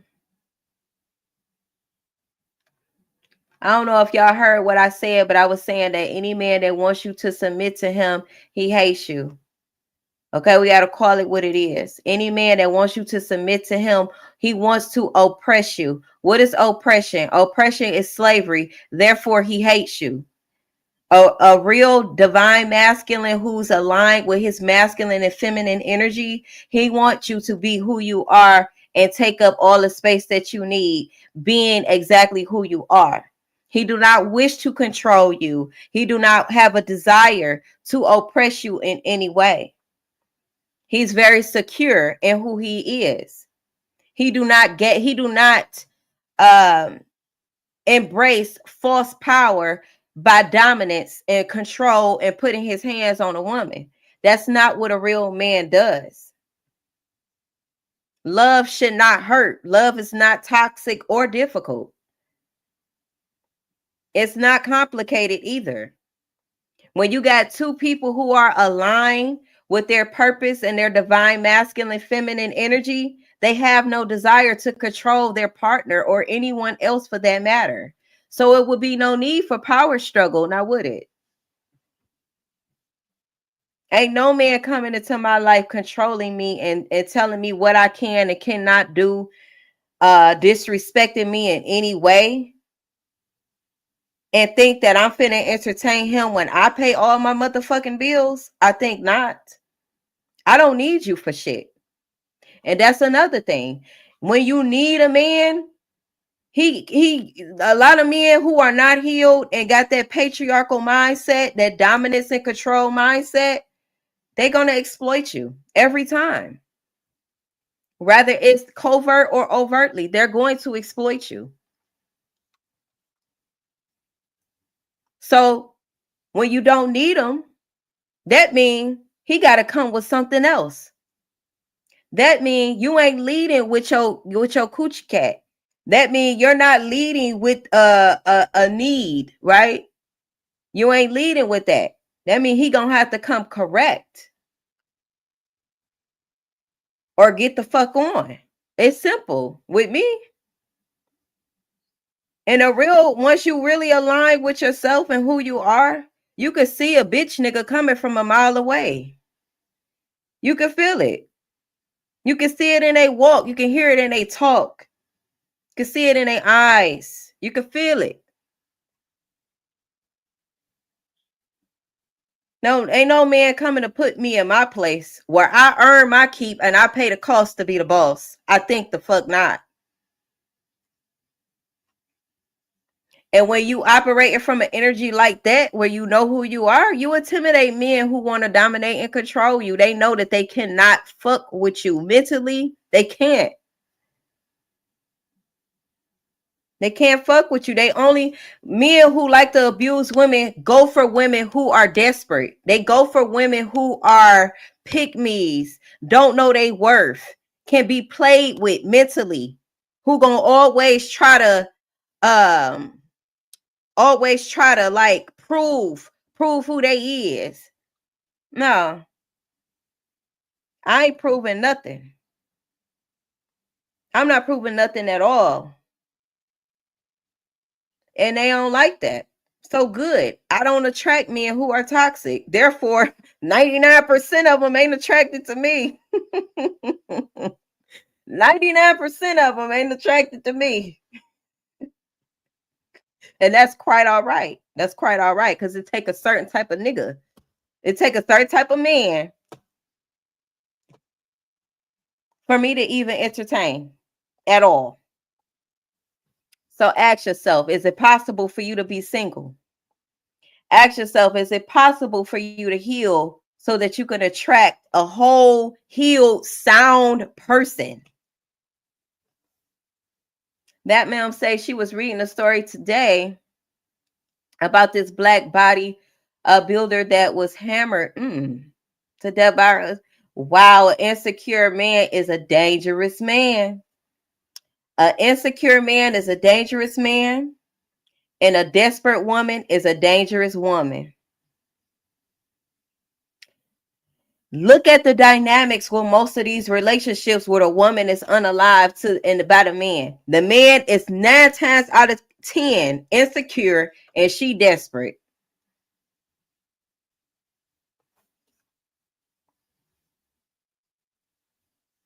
Because your intuition should be telling you danger, danger, danger. Something ain't right. You not healed, your intuition is not activated. And if it is, you interpreting it the wrong way. You getting butterflies in your stomach and you think that's something that you should pursue when really your body is telling you, no, danger. We've been misreading our own intuition, fucking around with patriarchs, want to have power and control over our intuition. No.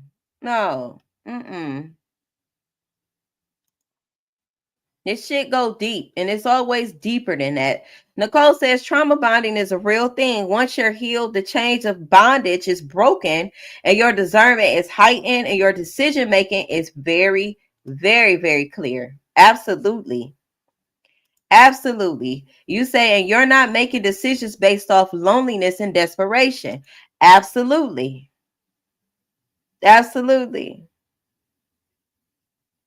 And that's a beautiful space to be in, because it's like, I'm okay in my own energy. I'm okay being with myself.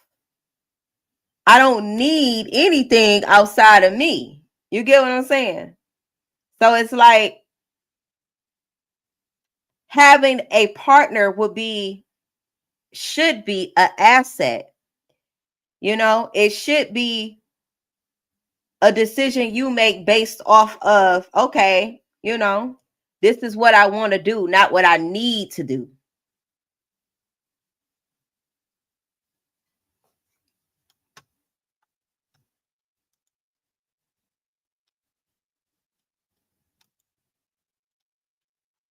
Telling you, I ain't got no kickers for a fuck nigga at all. At all. I don't care, because the damage that these abusive relationships cause psychologically, like Tasha said, it's been 18 years for her and she still is triggered by her ex. The residue from that, no. Your partner should be an asset, not a liability. Exactly. So let's talk about this. Let's say, okay, what is the psychology behind a man who strangles a woman? So that's basically choking. That's control and dominating, right? Ultimately, to control her breath and her voice. Okay? There has been stories, even in my own, where I was choked for speaking. Not because I attacked him, not because I took nothing out his hand, not because I charged at him, because I said something that he didn't like. That doesn't give you the right to choke anybody because they say something you don't like. A lot of these men are insecure and lack self-control. That's what it really be. So the psychology behind a man who chokes a woman is to silence her, is to, have control and dominance over her voice. That throat chakra, right? It targets the very place where the woman speaks, breathes, and lives. Symbolically, it reflects a deep desire to silence, erase, and dominate her identity, her power, her truth, and her resistance.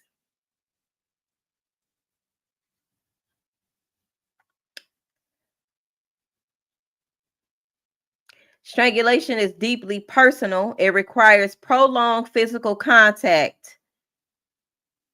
This isn't impulsive at all, like using a pew-pew on somebody. It's intimate and it's deliberate.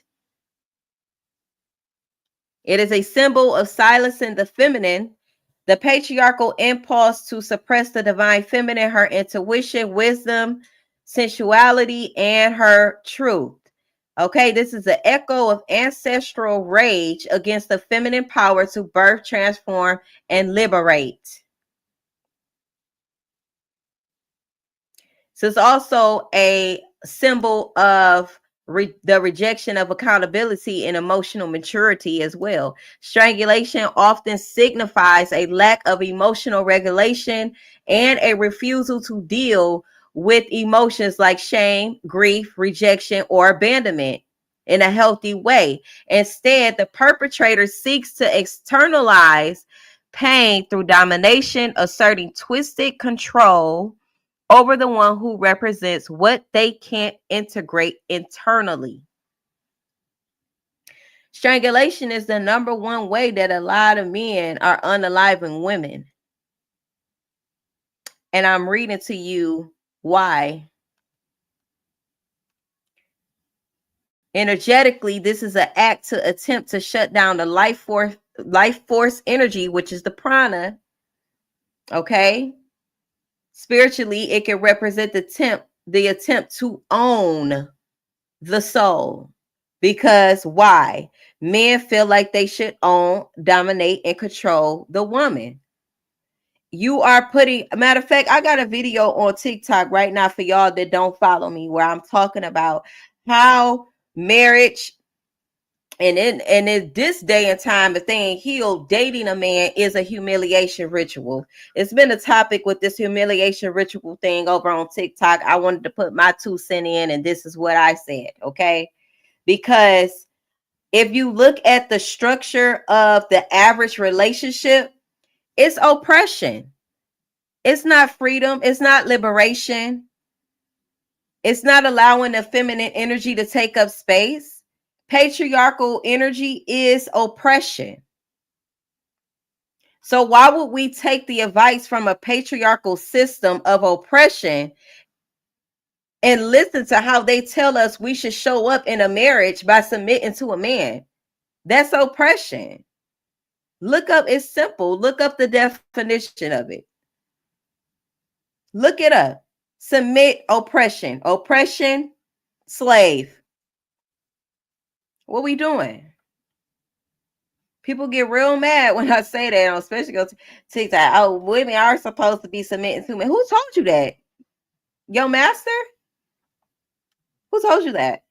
No, you're not.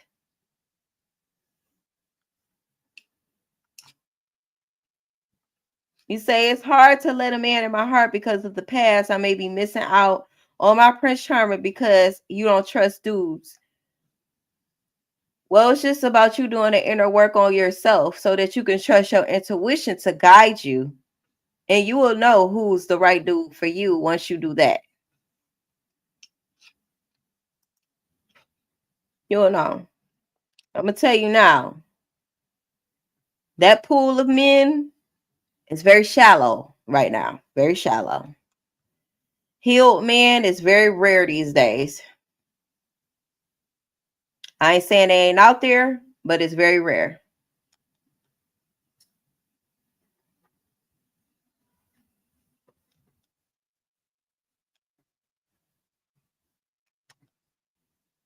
And when it's time, as the feminine that you are, Tasha, you will attract the person that you need in divine timing.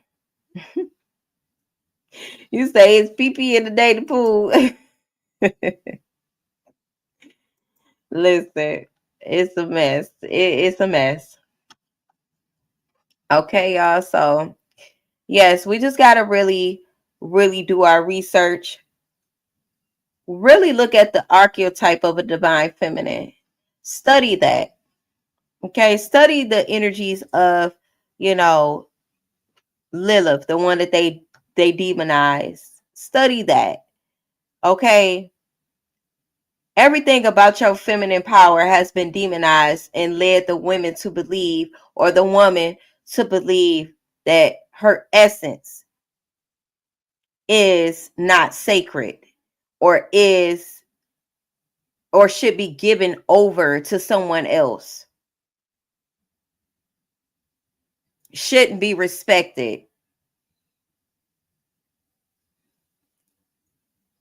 Keeping us as a collective in a desperate energy, as a collective. Seeking for a God outside of yourself. Seeking for external validations. and acceptance. You will become a problem to this system. I tell you that much. Once you heal and you fully embrace your power unapologetically and don't care, then, oh, that's a really good question, Keisha. I like that question. I like that. Let me put that on the screen. Once you fully embrace your power, you become a problem to society and the narcissist's worst nightmare. Keish asked me, she said, quick question, SD, are you an atheist?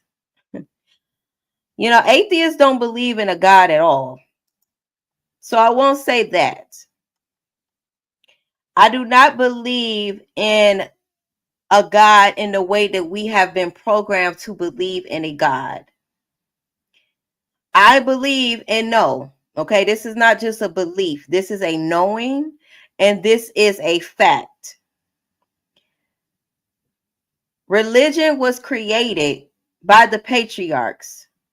Okay, and it was distorted.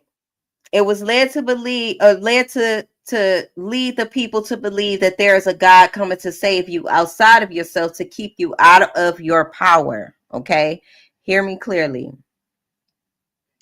I believe in the universe. I believe in cosmic law, universal and natural law. I believe that God is all things, love, unconditional love. I believe God is me. I am a manifestation of God. I believe all of us are technically, but some people just don't know their power because they've been tricked or still being tricked to believe that there is a God outside of you. Whether you know it or not, you are the creator of your reality. Your subconscious mind is the creator of your reality. That's where all of your shadows is. That's where the parts of you that you don't want to face is. The trauma, all of that is in the subconscious mind. So nothing is a coincidence when we think about it in that sense, right? Nothing is a coincidence. Nobody's coming to save us out of the sky either. So when you ask me, am I atheist? I would say I align more with the term abolitionist. I'm more so against slavery on all levels, on all planes. It's our birthright to be free. It's your birthright to be free on every multi-dimensional plane as a multi-dimensional being. You understand? So it's not that I don't believe that there is a creator. I believe that there is a goddess who's the creator, and all is feminine, and we've been lied to believe otherwise. And I know, okay? Specifically to my copper color sisters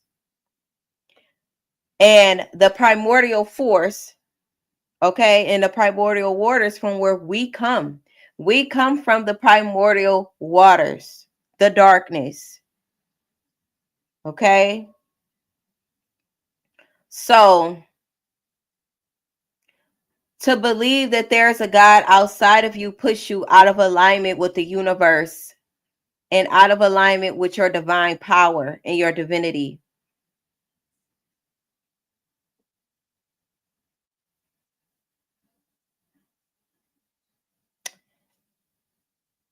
I hope that answered your question.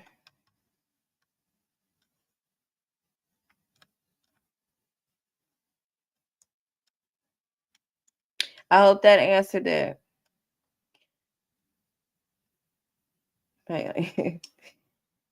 So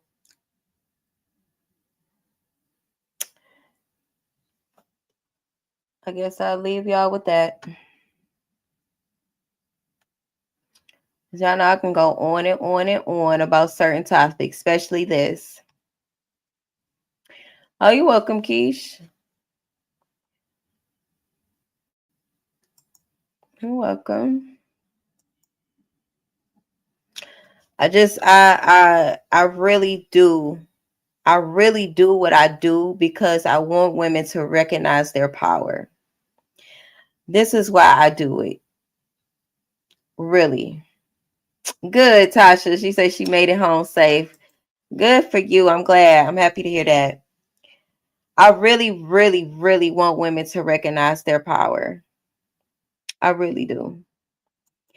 And it ain't about it's I want to be able to help women mentally free themselves from the desire to be accepted or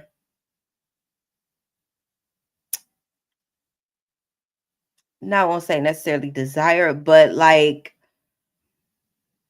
looking for outside validation. Like I really encourage women to go within yourself and question things. Question everything you ever been taught. Question everything. Really seek to the truth of things. Seek the truth. I guess that's why, Keish, you put the eyes earlier. Yeah, because I know I get to saying things that a lot of women are not familiar with. You know, it sounds triggering, or that's why I say a lot of things. I could be very triggering at times because sometimes I say things that are not what people are used to hearing. But that doesn't make it not credible, or it doesn't make it false.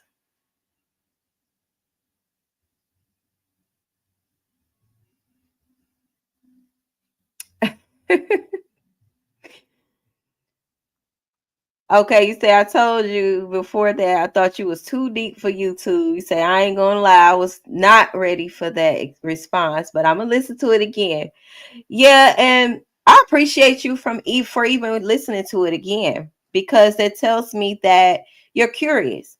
You know, they got the saying, curiosity killed the cat. I beg to differ. I think curiosity keeps the cat alive, quite frankly. So I appreciate you even considering listening to it again because sometimes it takes for us to hear certain things over and over for us to fully grasp it's truth, right? The truth in it, and not writing it off like, oh, she crazy, you know, even though people call me crazy anyway because I say things that they are not familiar with, and that I challenge their belief system, so they're going to perceive some of the things that I say as the enemy, or what they will call the devil.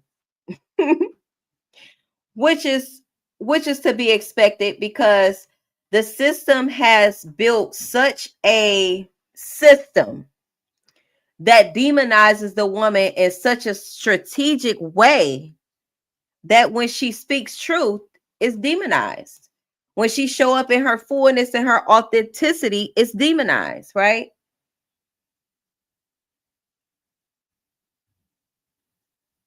Oh, okay, wait a minute.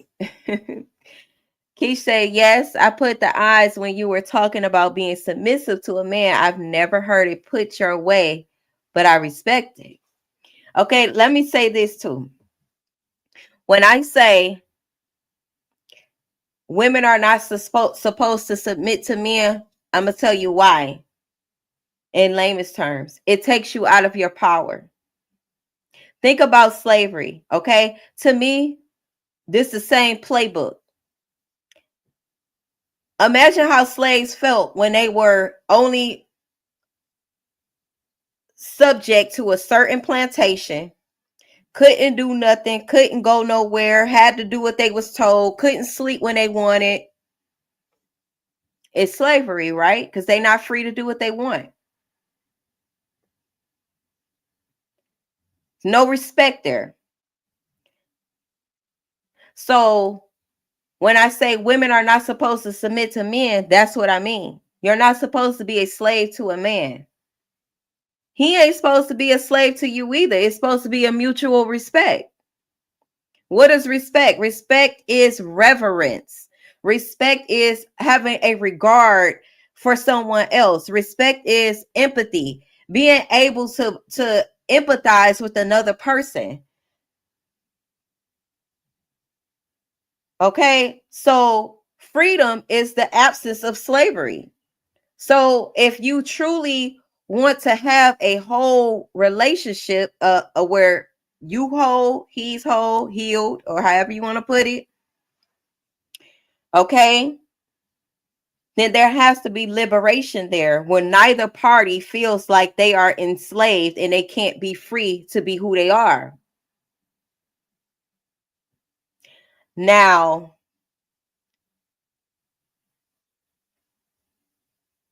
the power struggle comes when one person feels like they should be dominating the other. When religion tells the woman to submit to a man, it means that she is beneath the man. That's what that means. In a sense, she is beneath the man. She's supposed to submit to him. He's supposed to submit to a God. No.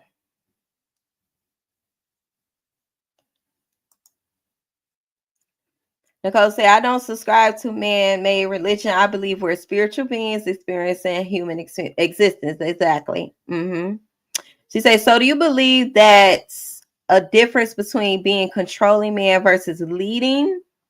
Or do you feel that they're running the same race? Same thing. You go on my TikTok, you'll see that too. Women are not meant to be led. Women are not meant to be led. We are fully capable to think for ourselves and lead our own life and live our own path. If we go back into the her story, not his story, but her story, where we were high priests and we did have our own kingdoms and civilizations and the real civilizations, and we were leaders. So if we keep that in mind, that means and another thing, a lot of times when these men are leading, do you really feel like they're leading you in good grace, in good places? Has anybody in the chat ever been led by a man that you feel like he really led you to wealth and freedom? Not really. I can answer that. No, I believe it's definitely controlling. I believe men should not be leading women. We are intuitive. Okay? Before there were men, there were women. Before boys become boys in the womb, they are female fetuses. So that means women are a lot more powerful and have the ability to lead more than a man likes to give her respect and reverence to. So it's all the same, different names, same shit. Same thing. And when I think about it from my own personal experience, a lot of times in my relationships, I was leading those relationships anyway. Literally leading those relationships because I didn't feel I was being led in the right direction. So I had to take control anyway. They don't like that either. They don't like to feel like they're incompetent or stupid. But if you just had plans to lead me around the corner, just say that. If you had plans to lead me to hell, just say that. Because that's what it was given.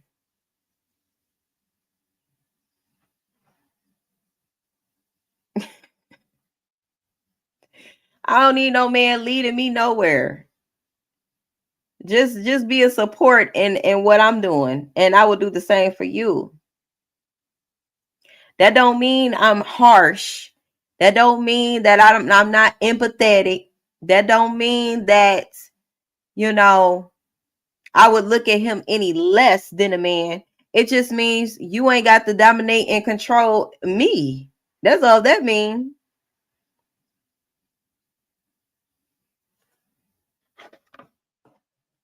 And you not gonna do it.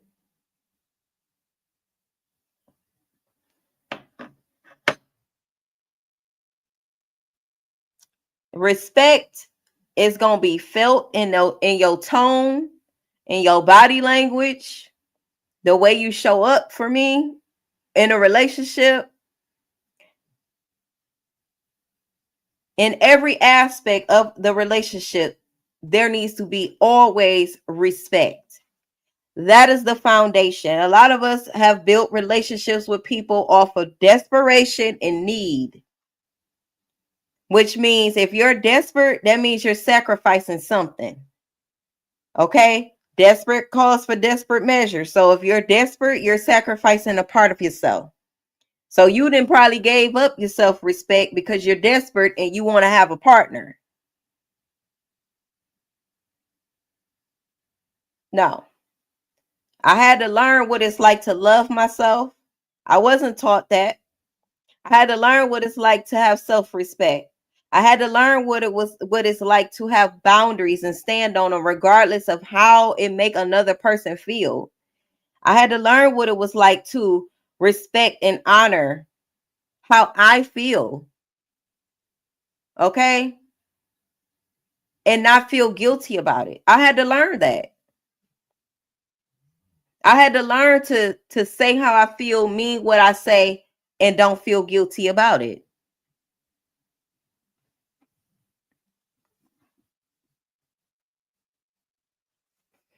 Well, I've always been a smart mouth, let my family tell it.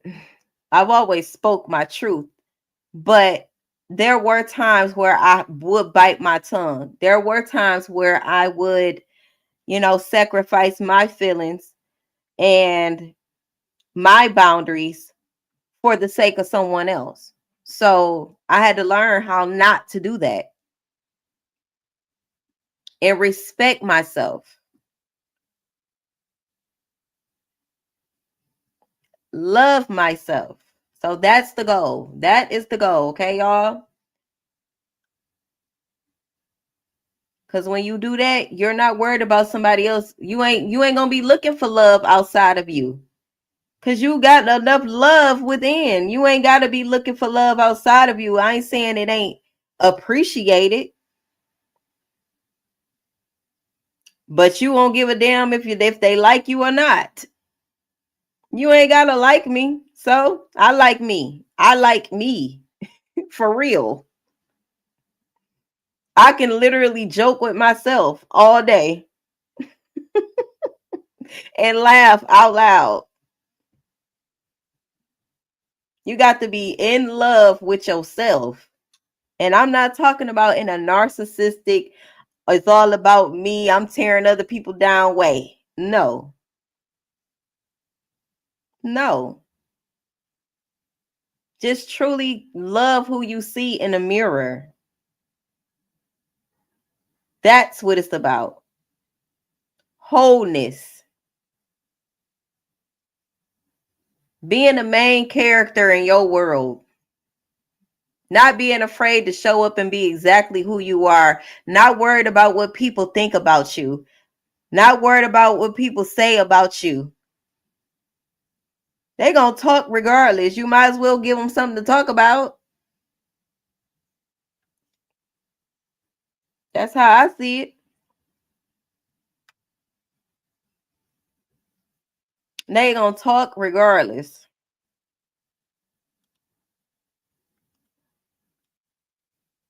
So, yep. So I'm going to try to make sure I get back on here soon, you guys. It's been 4 hours. I said I was only going to do 2 hours, but I blessed y'all with an extra 2 hours because I don't even know when I'm going to get back on live It's been a while. I think it's been like a few days, maybe a week. I don't know. But I'm gonna definitely try to get back to you guys soon. Shout out to everybody that catch this replay again.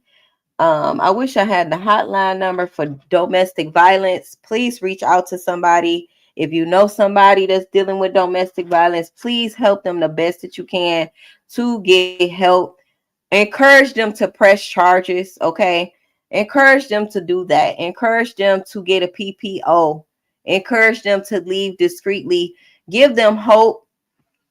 Give them a space. Give them a